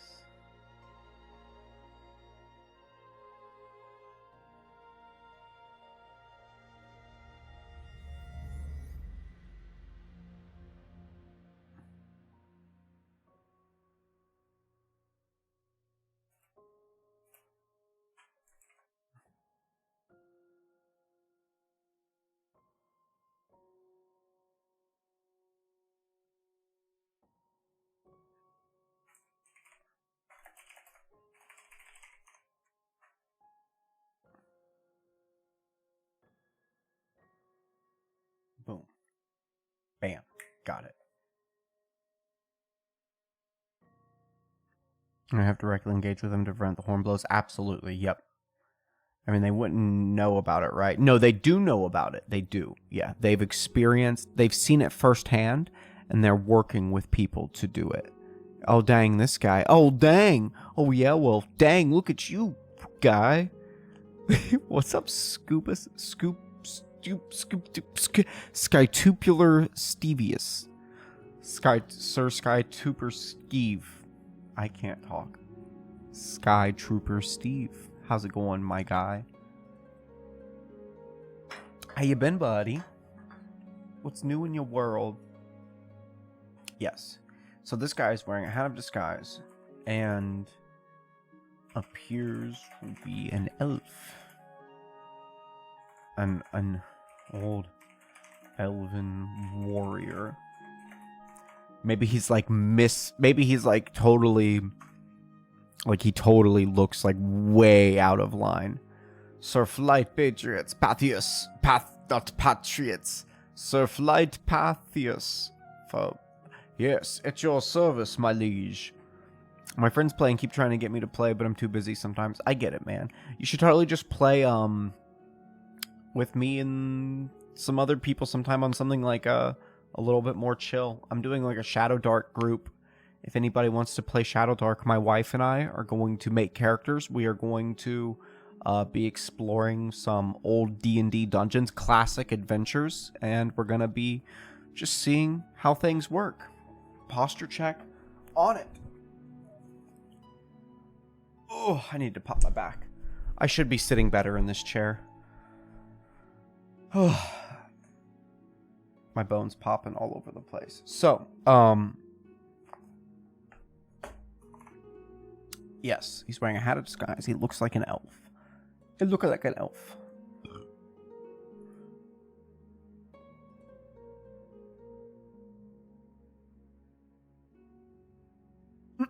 A polished stone of luck.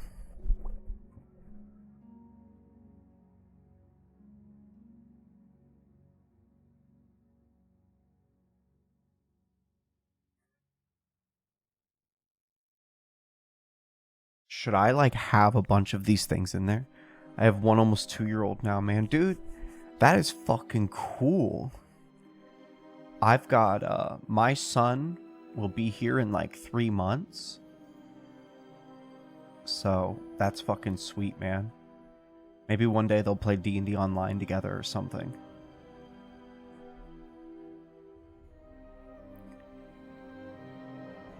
Dude, congrats to you. No, T, though. You can ask all the questions you want, man.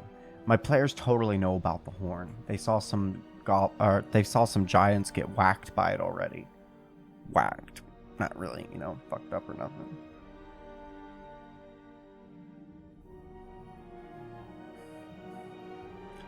Tiny interlocking gears and is powered by magic from Mechanus, a plane of clockwork predictability creature that puts an ear to the amulet. You can hear faint ticking and whirring from within. When you make an attack roll wearing the amulet, you can forego rolling the d20 to get a 10 on the dice.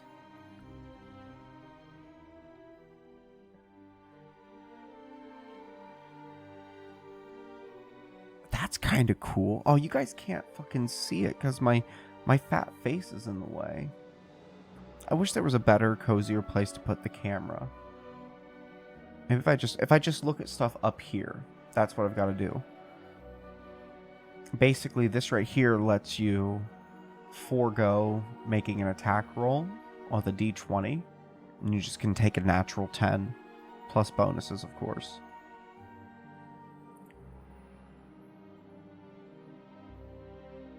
So I'm definitely using this.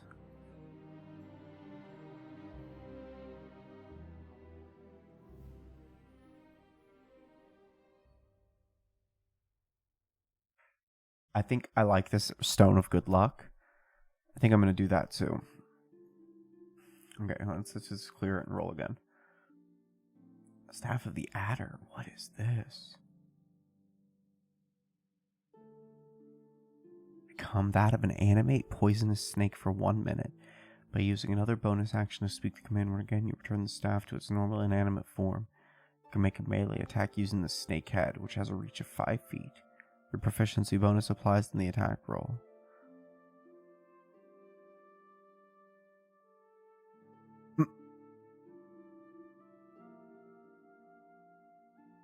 Whoa.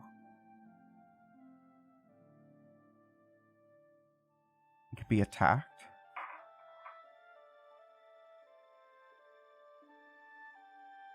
That's weird. Now there are classes of characters like Sorcerer Knight and such. Here's a more in-depth session. Right. There are characters like that. You can totally be like Sorcerer Knights. We'd call them like Spellblades. And you can also multi-class that kind of stuff. It's really, really cool. Check out my profile pic. Mid-journey in Safes.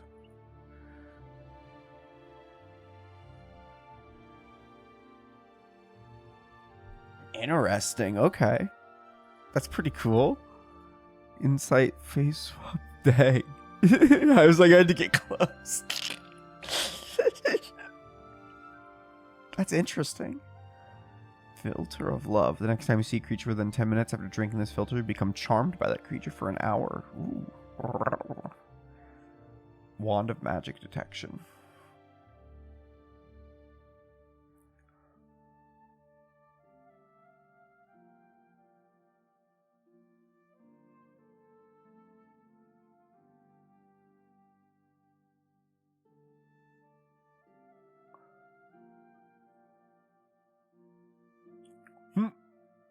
Earhorn of Fury. When you hold it up to your ear, it suppresses the effects of deafen on you. That's pretty good. A weapon of warning. Generic, uncommon weapon. Warns you of danger when it's on your person. You have advantage on initiative rolls. In addition, you and your companions within 30 feet can't be surprised except when incapacitated by something other than non-magical sleep. It automatically magically awakens you if something within range of you is naturally blah blah blah. That's pretty cool. Potion of Frost Giant Strength. An immovable rod. Am I gonna make him a new map? Like a new world map? God, I haven't even done my world that I am right now. I should finish my world map. I was recently, I'm always like working at my continent stuff a little bit.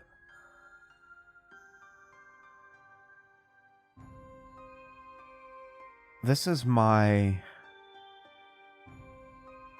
most up-to-date like main continent. I am proud to call, I mean, for the fucking most part, this northern section is done. I'm pretty confident with the names I've landed for the most part. I'm sure I'll be unhappy. I have to like put this as like a credit there, like as like a thing. Like I'm willing to redo things. Yeah, I need to do the Sleeping Sea. I should detail things up here. And then as we get down here into the Glass Sea, things like this, I need to finish them. I have a lot of the waterways, and I think that's kind of what I'm doing is I was working on waterways down here first. I don't have any waterways over here. I've got like this little water bit right there. Like lakes and rivers. Rivers I think are important. I'm really happy I think with like where I've landed with some of my rivers all over because they can be difficult to do. There's a lot of work to it. You want to make sure you put them in a good space. They all flow appropriately and into lakes and into the oceans and stuff, and just so, and even like through here, like this big space, I obey a lot of natural rules and bullshit that you should, and I was really meticulous about it. And I need to take that same love here. Where it gets difficult is that this map down here, I've got like a really good like touch up of it, and so yeah, you do. Yeah, you can't just, if you just start putting stuff on there, it can get really wonky and it can start to fall apart if you start looking at it too long or thinking too much about it. That is why I've always worked at this, because it's never gonna be finished, because I'm just always working at it. And like I was saying, like the Glass Sea here, this is my current setting that I'm playing in. This space down here. This already has let me see if I can't find it. I think it's in like a folder. Let me see. Yeah, I was gonna say this is already done. Here's like an already like a finished version of it essentially. So like I need to change the way it looks on the world map to match a lot of these things. And you know what? This isn't even the most up-to-date one. This one's actually kind of out of date. This because it's called the Erentor Enclave. What's this one? This one's closer. It's just in a different different art style, which is fine. I like to experiment with different styles. Sometimes you change the thing. This is where my players play at right now. They're over in the Erentor region. They're currently adventuring in the Solentor Enclave. In fact, the Agnia River, one of these like branches right here of it is actually this same small stream right here. There's a big waterfall that's flowing down from one of the bigger mountains down this way, and this is where one of the streams goes out. If my players were to get into a little boat here, they would end up getting caught up in one of these bigger branches of the Agni River. They could sail all the way to the Sardalian Edge, a coastal area just off of the Norderlath Way Road. Go to the town of Dane, have a beer. But they're going to just go back to Lyrenport. It's super fun. They need to go to Thason and do some stuff. They need to go down here. This is where their main quest is. This is where they're going to want to go soon. Lots of fun stuff, man.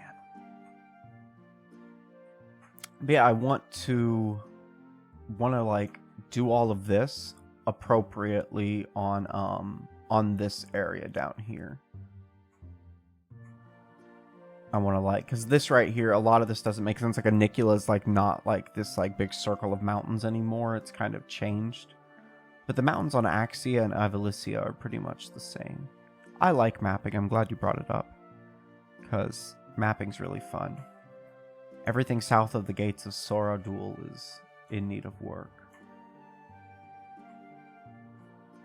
Yeah, I really like I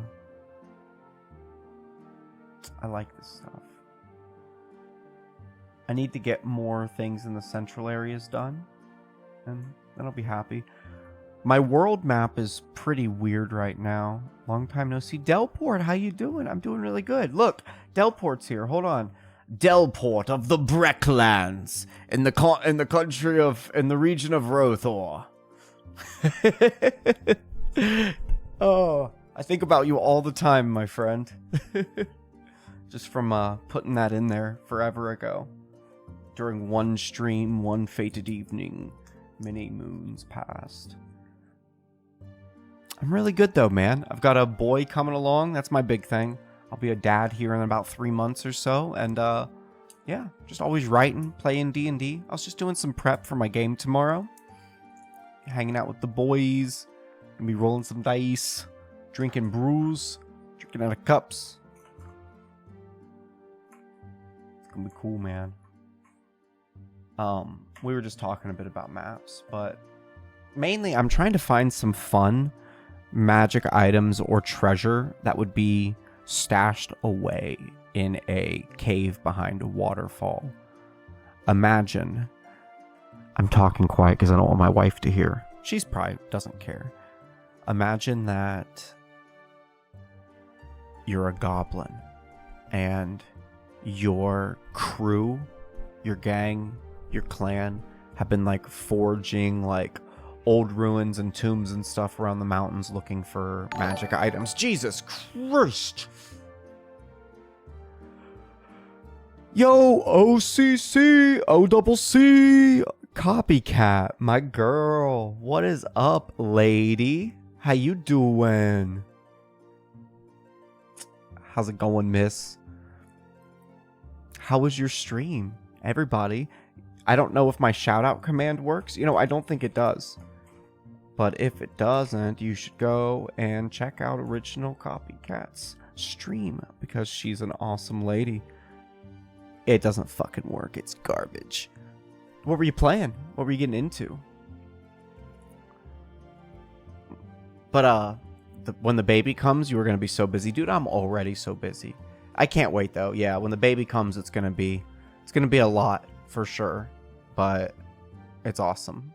We've been doing, honestly, we've been really doing a lot to prepare for it all. It almost all feels as though it's just it's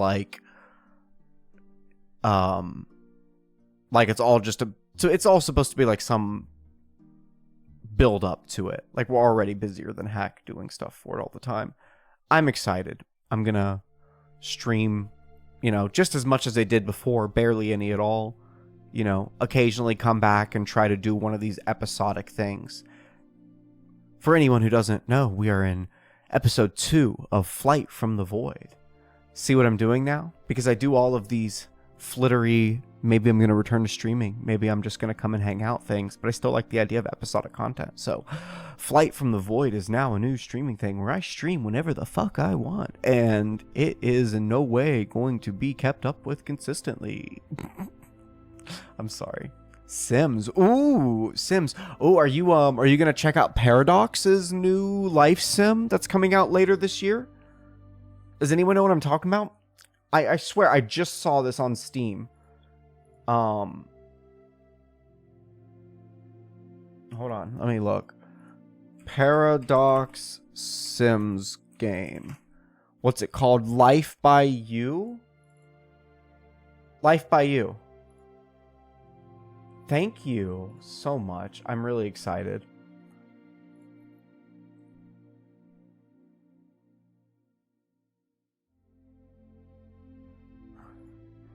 Hold on. Yeah, this is like Paradox. They do like the King game, right? They do like big 10x strategy things, right? Crusader Kings, that's Paradox, right? This game almost doesn't look like it has like the charm to it, though. You know, it doesn't look like The Sims, which I mean could be a big plus to some people. Anyway, just a cool thing that's coming out. What were we saying though? Oh yeah, so imagine that you're a goblin and you've been stealing some of these magic items that your clan has been unearthing from tombs and whatnot over the past few months. And then finally you get caught stealing and you run away and hide in this little cave and all that. What kind of magic items have you been finding up in those mountains? They can't be super over the top or anything crazy like that, but I want to like give my players a really cool reward for looking here, and I think it could be super fun for them to get some stuff out of it. I hope they don't kill the goblin. That's the thing, though, is this guy isn't necessarily a bad dude. They're gonna kill him, man. They're gonna just, like, murder him right away. It sucks.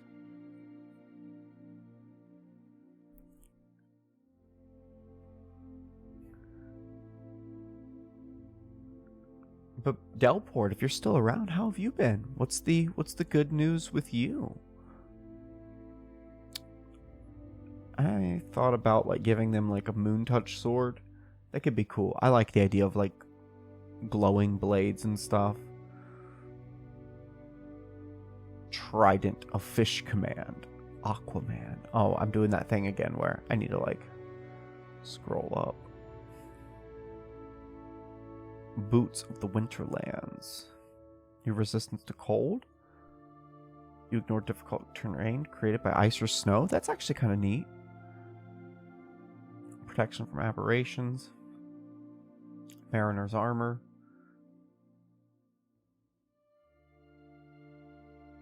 Instrument of illusions. That's cute. A ring of warmth. When wearing this ring, you have resistance to cold damage. In addition, everything you wear and carry on by temperatures, blah, blah, blah. Walk speed becomes 30 feet unless your walking speed is higher, and your speed isn't reduced if you're encumbered or wearing heavy armor.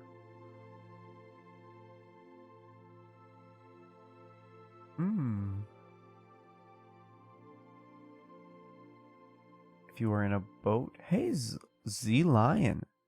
Z-Lion. Z-Lion. How you doing?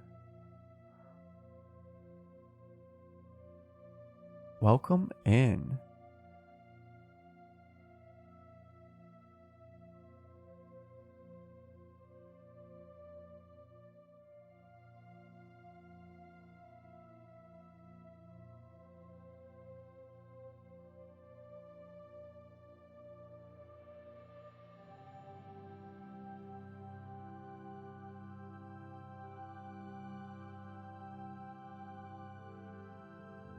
Doing here?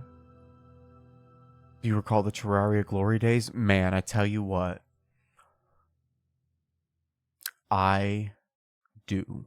I think about them from time to time. Some dudes in a Discord of friends have been playing like Terraria lately. I see like the T-mod loader sometimes in there.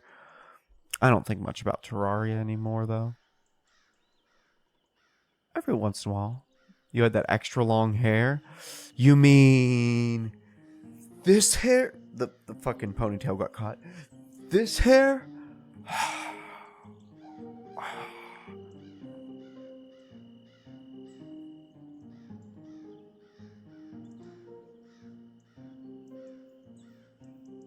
Ugh.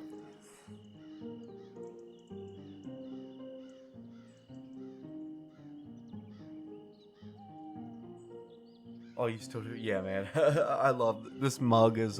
It's going nowhere. I wear the hat to hide. I just shaved my beard off recently. I do it so I can blend into like different spaces. It's a survival thing. The 80s have appeared. Roll for initiative. I can like sing all of the high parts in Sweet Child of Mine. Do I get like advantage or something? I think Sweet Child of Mine was the 90s anyway, wasn't it? No, it was like the 90s. I don't fucking care. I think it was like the 80s. Early 80s. Late 80s, early 90s.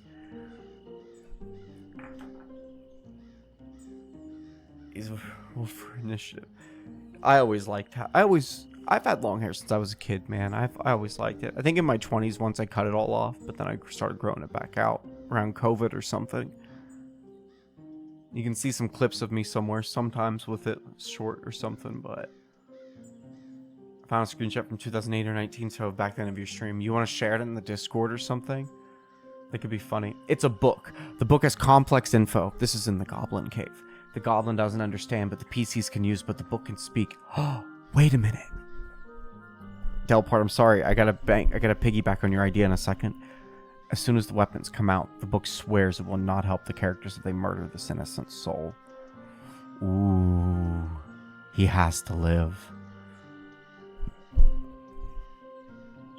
I really like that, actually. I'm just straight copy pasting it. So he's gonna be wearing he's wearing a hat of disguise, right? So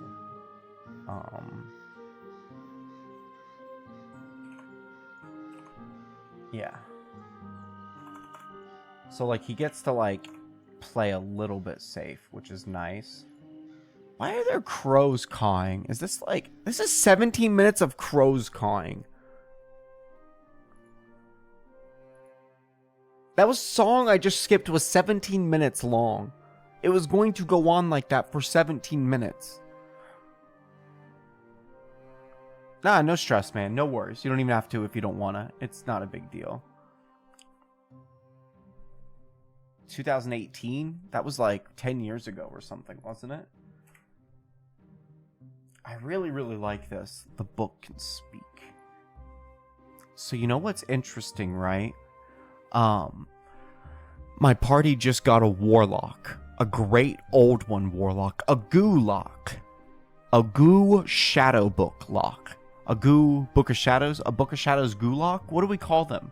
A book of shadows. A boss goo lock. A boss goo lock. Right? Is that it? It's like Book of Shadows, great old one. A boss gulak. That's it. It's a boss gulak. 2008. Hold on. Wait. Well, I guess anybody can click the link, right? That's fucking awful.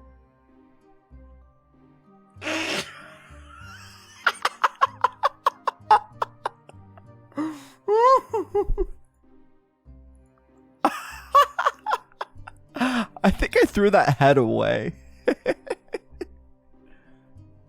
Oh, there's more. Oh, God. I'm dabbing to the crab rave. That's chill as fuck, man. Oh no. Jesus, we need to burn that picture. Things that'll keep me from ever running for office, right? It's that. And like all the hundreds of clips probably of like me like saying fuck you. Ugh. It's hot though, man. I gotta pull my hair back. My head looks like so much smaller now that my hair is put up. If I don't have a beard and if I don't have a beard and I shave, if I have my hair down and I've shaved off my beard, my head looks so fucking tiny. Or if I have my hair back, you all know what I'm trying to say. I look like I have a tiny head. Been on a PC for 6 years. That's fucking cool. Yeah, no. So I have a Book of Shadows Gulak, and maybe I can steer them towards this whole situation based off of him. I don't know what I want, right? I'm half tempted to like coordinate with like somebody and be like, hey, imagine that you're like Cthulhu and you've got somebody in your service. What would you like have them do? What do I do? How do you play a Gulak? Like, I've tried to look up info on it, and it doesn't feel like anything I read is ever substantial whatsoever. I'm looking for... I want to see excerpts from people. I want to read things that people have done. I want to see how people have actually played it out. Everyone can tell you what to do. Be vague, be weird, do weird stuff. Outer God shit. But, like, I want to know, like, the actual applicable things that people have done with that advice. And I feel like it's really hard to find, like, anecdotal experience of that. People just not sharing it. I don't think there are many gulaks. I love saying gulak. It just sounds so good. It almost sounds kind of dirty anyway. You know? It's like a blasphemous, or like almost like a derogatory thing you say about like warlock players. Gosh darn gulaks! Like, oh my gosh, he called me a gulak. Cancel this man. A Bozgulak.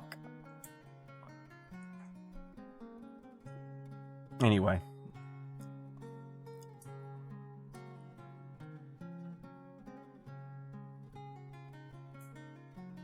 I'm thinking that I might want to just delete that because it doesn't make any sense in the context and I'll be so confused later. I'm thinking that book could be really cool. What if the warlock has to burn it?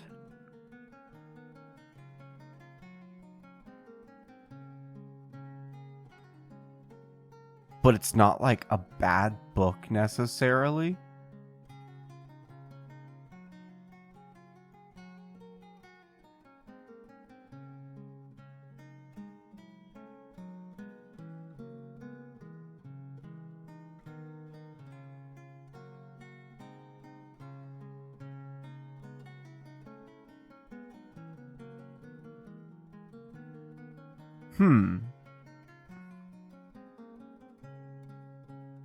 I almost feel like that's like a tough situation. Man, should I be dropping my like buddy who's never this is going to be like his first session with us. His first time at my crib with the other homies and we're all doing this? Should I put the stakes on them like that? Should I put them in the predicament where it's like, hey, here's this like really cool book that this dude has, and it can speak, and it's arguing on the behalf of this dude's life. And one of the players in the group, the new dude, he wants to destroy it. He's got this urge, this voice, something's telling him, set this book aflame and leave this place. Leave its ashes, like string its ashes across the river below. Or something like that. Burn the book and string its ashes across the river. Like, should I be doing that, like, first thing out the gate? And what happens if they don't burn it? What happens then? Why does the old one want it burnt? That's the thing that about the old one that I've really got to give up. I've got to stop asking why and just start doing. Why does he want this done? It doesn't matter. It's almost like a cop-out. I kind of don't like it. It's really hard to let go of the thought that I shouldn't care. That I have to think above the confines of reality. Maybe he's just doing it to be spiteful.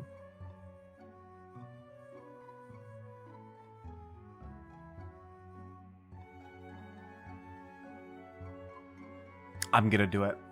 Full send it.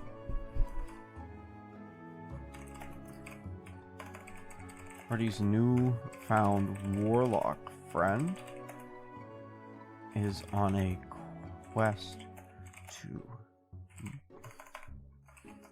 burn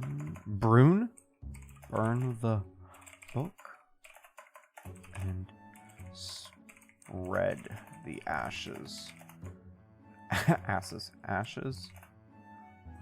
across the water. Boom. That'd be like that's the direct quote. If he refuses, he will suffer some pain. I don't know. And the great old one's motivations will shift. I think that works. Maybe I'll, like, reduce the player's damage for the next combat encounter or something like that.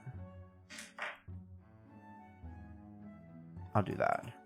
Reduce the warlock player's eldritch blast damage by I'm gonna by 1d4 next combat until the end of next combat.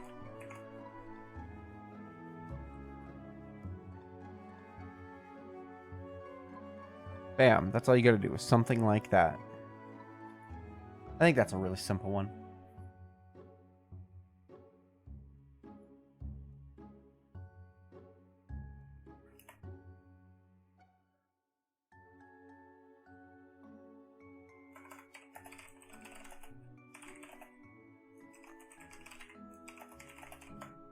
I don't know why I gotta put that. Maybe he'll possibly into needing the warlock to copy pieces of the new book, even against the will of the item.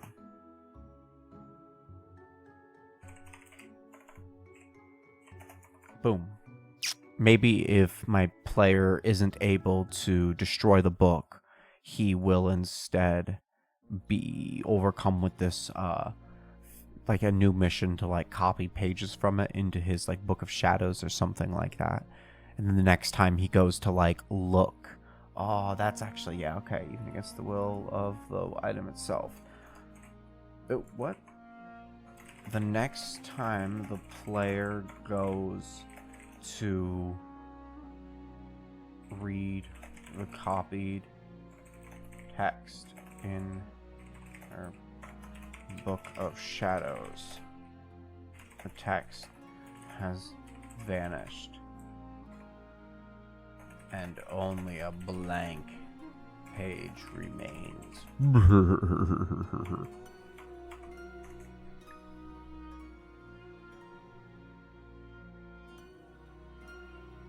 That's awful. That's a terrible highlight. I like that Delport. I think that this whole book thing is really, really cool.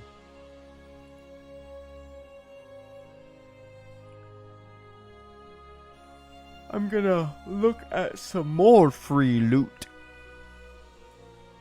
They certainly deserve something. What's like a good magic item for a caster? Or a druid? What does every druid want in D&D?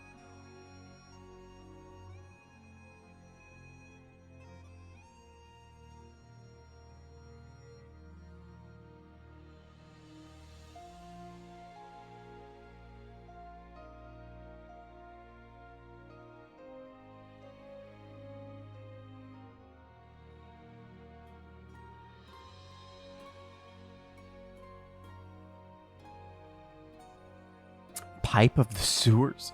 Oh, it's a rat pipe. Oh, Jesus Christ, that's fucking silly. Pipes of haunting.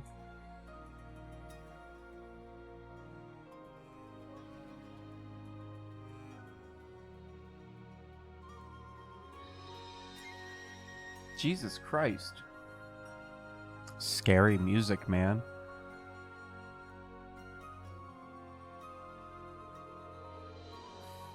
Potion of gaseous form. When you drink this, you gain the effect of gaseous form spell for 1 hour.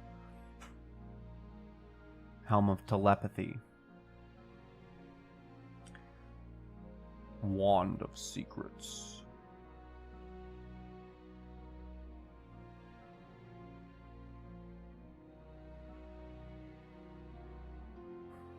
Orb of time. Know what time it is.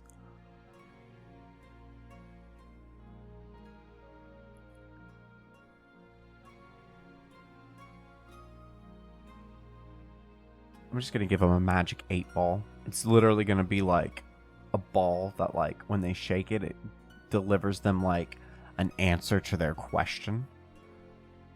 It answers questions when, like, sought out. It's ridiculous. Oh, extra dimensional quiver. Hold numerous items will never weigh more than 2 pounds. The shortest compartment can hold 60 arrows, bolts, or similar objects. 18 javelins. 6 long objects such as bows, quarterstaffs, or spears.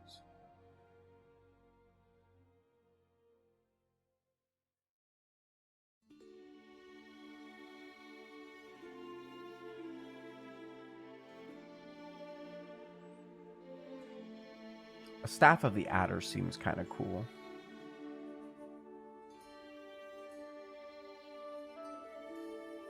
I've seen it a couple times on this table.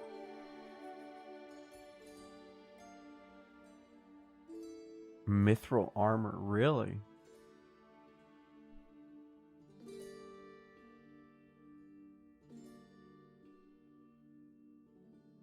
I feel like mithril armor is like so fucking expensive. Like, you can't just be giving that out. Maybe I'm wrong. I guess it could just be like lower tier. Oh, does it tell you what it is? It says it's mithril plate. That's crazy.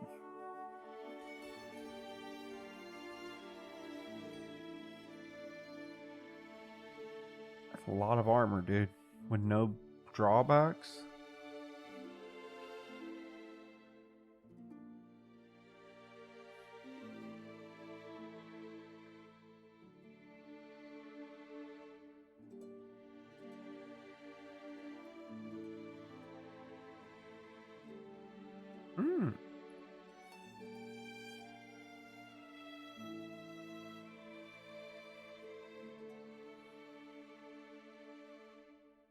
Deck of illusions. Ever smoking bottle. Cloud of thick smoke pours out in 60 feet.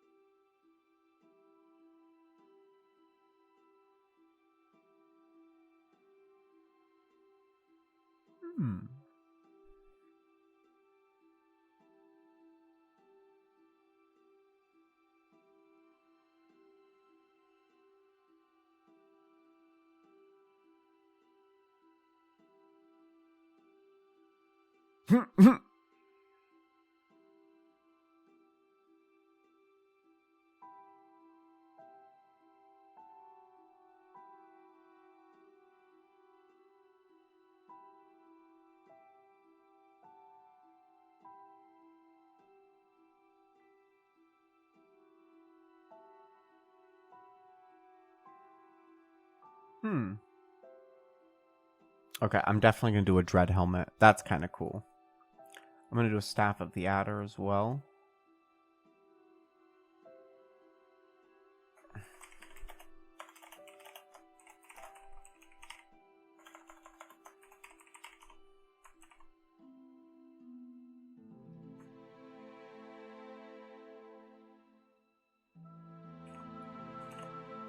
Oh, that's lame. Whatever.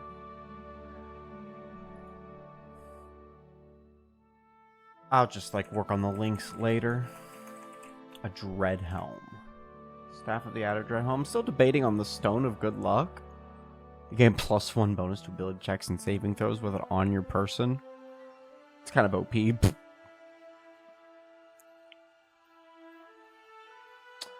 Cloak of Protection.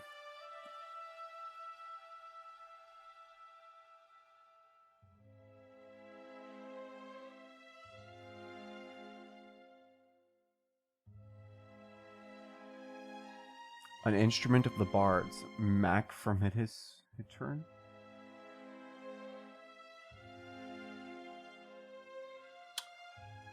Whoa, this is like a legendary item. Okay.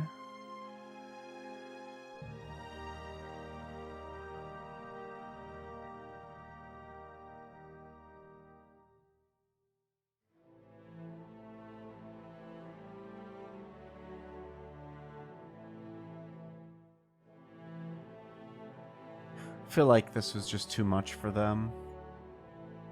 Wand of the War Mage.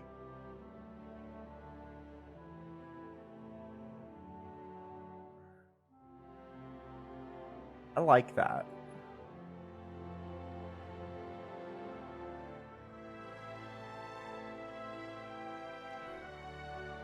Potion of Poison. Shield expression. The front of the shield is shaped in the likeness of a face. While bearing the shield, you can use a bonus action to alter the face's expression. That's fucking goofy. I feel like I see a lot of like Xanathar's things, and maybe I just don't understand. Like, I thought I read a lot of Xanathar's things, but I don't remember seeing these in there.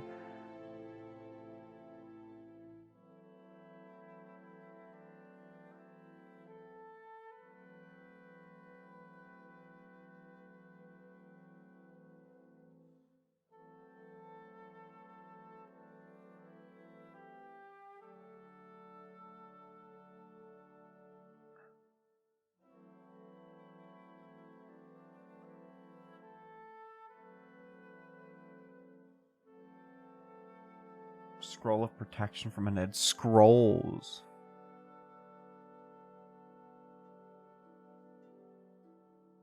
Oh, that's a good idea. A Scroll of Protection from Undead is really clever. I think I like that.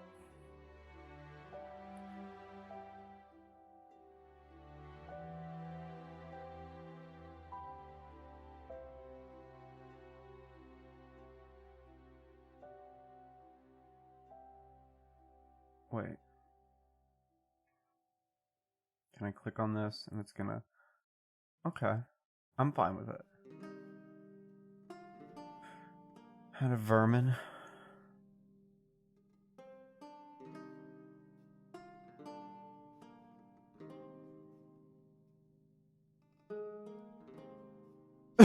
Oh, Wand of Smiles is fucking ridiculous, dude.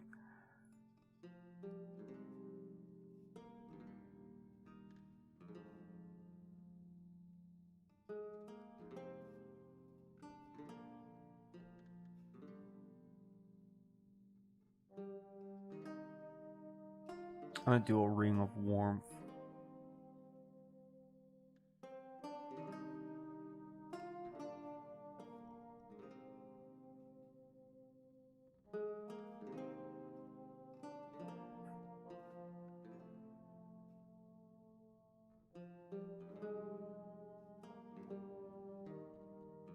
Okay, I've got a lot of stuff here. Let's really look at stuff. I totally want a Cloak of Protection. Right.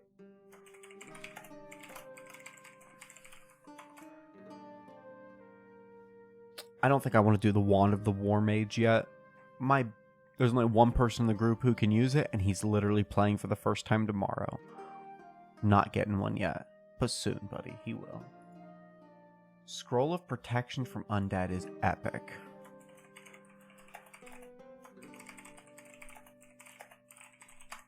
Yeah, that's happening.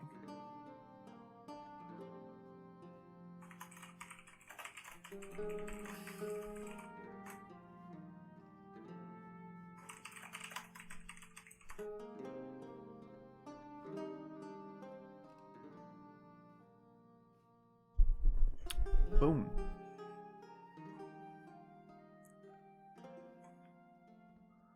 Okay, and now one roll on the level 10 table. See what kind of... How do you get, like, legendaries? There we go. Ions. Out of knowledge and prophecy revered. Burr, burr, burr, burr. Just gonna turn that WoW music down a little bit. Just a little bit down on the WoW music, man.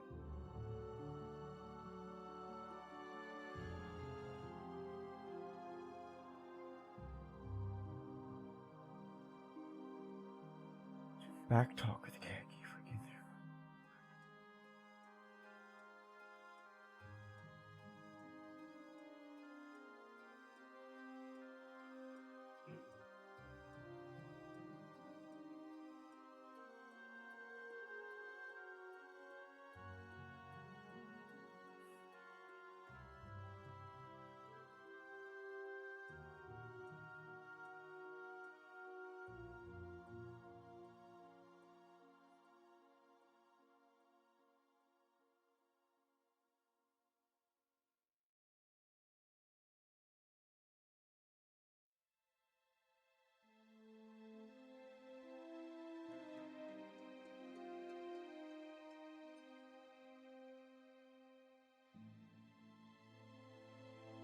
Okay, I'm gonna say like, let's do like let's do 2d12 magic arrows. 11, 8. That's a lot. Fuck.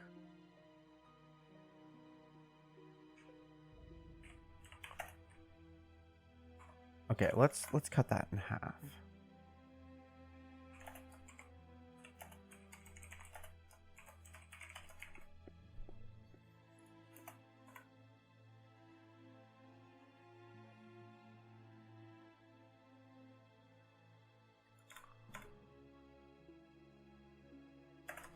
Was a thief? Okay, small cameras looking inside the renegade goblin. So it's a thief that stole many of magical items being found by what is it, Grob, right? And his goblin clan. He was stashing them all in this little cave, and now has been planning his grand escape.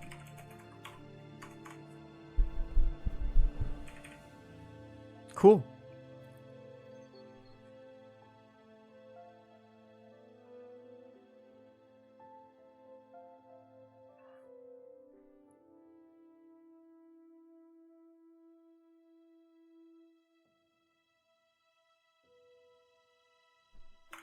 Nice. That is a really easy thing to do.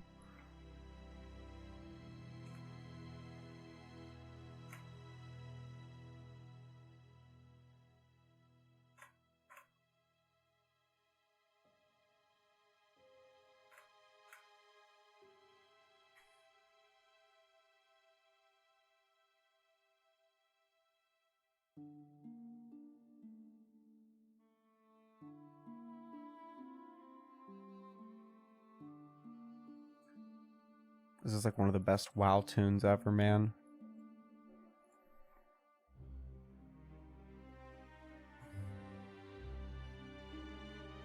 I'm just going through and giving everything like a little touch.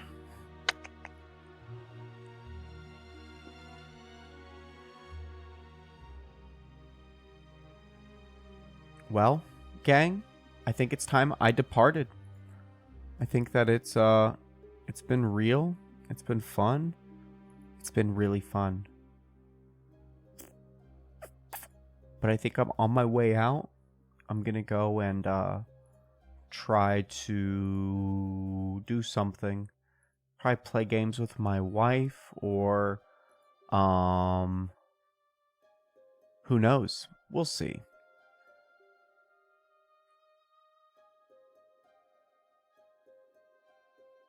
But oh look. I think Mindari is... Yeah, I don't feel like raiding out. I could, but I just don't want to. I think I'm gonna just go chill out with myself and my wife. But it's been fun, y'all. I appreciate everybody hanging around. I will catch y'all later. Peace out, gang.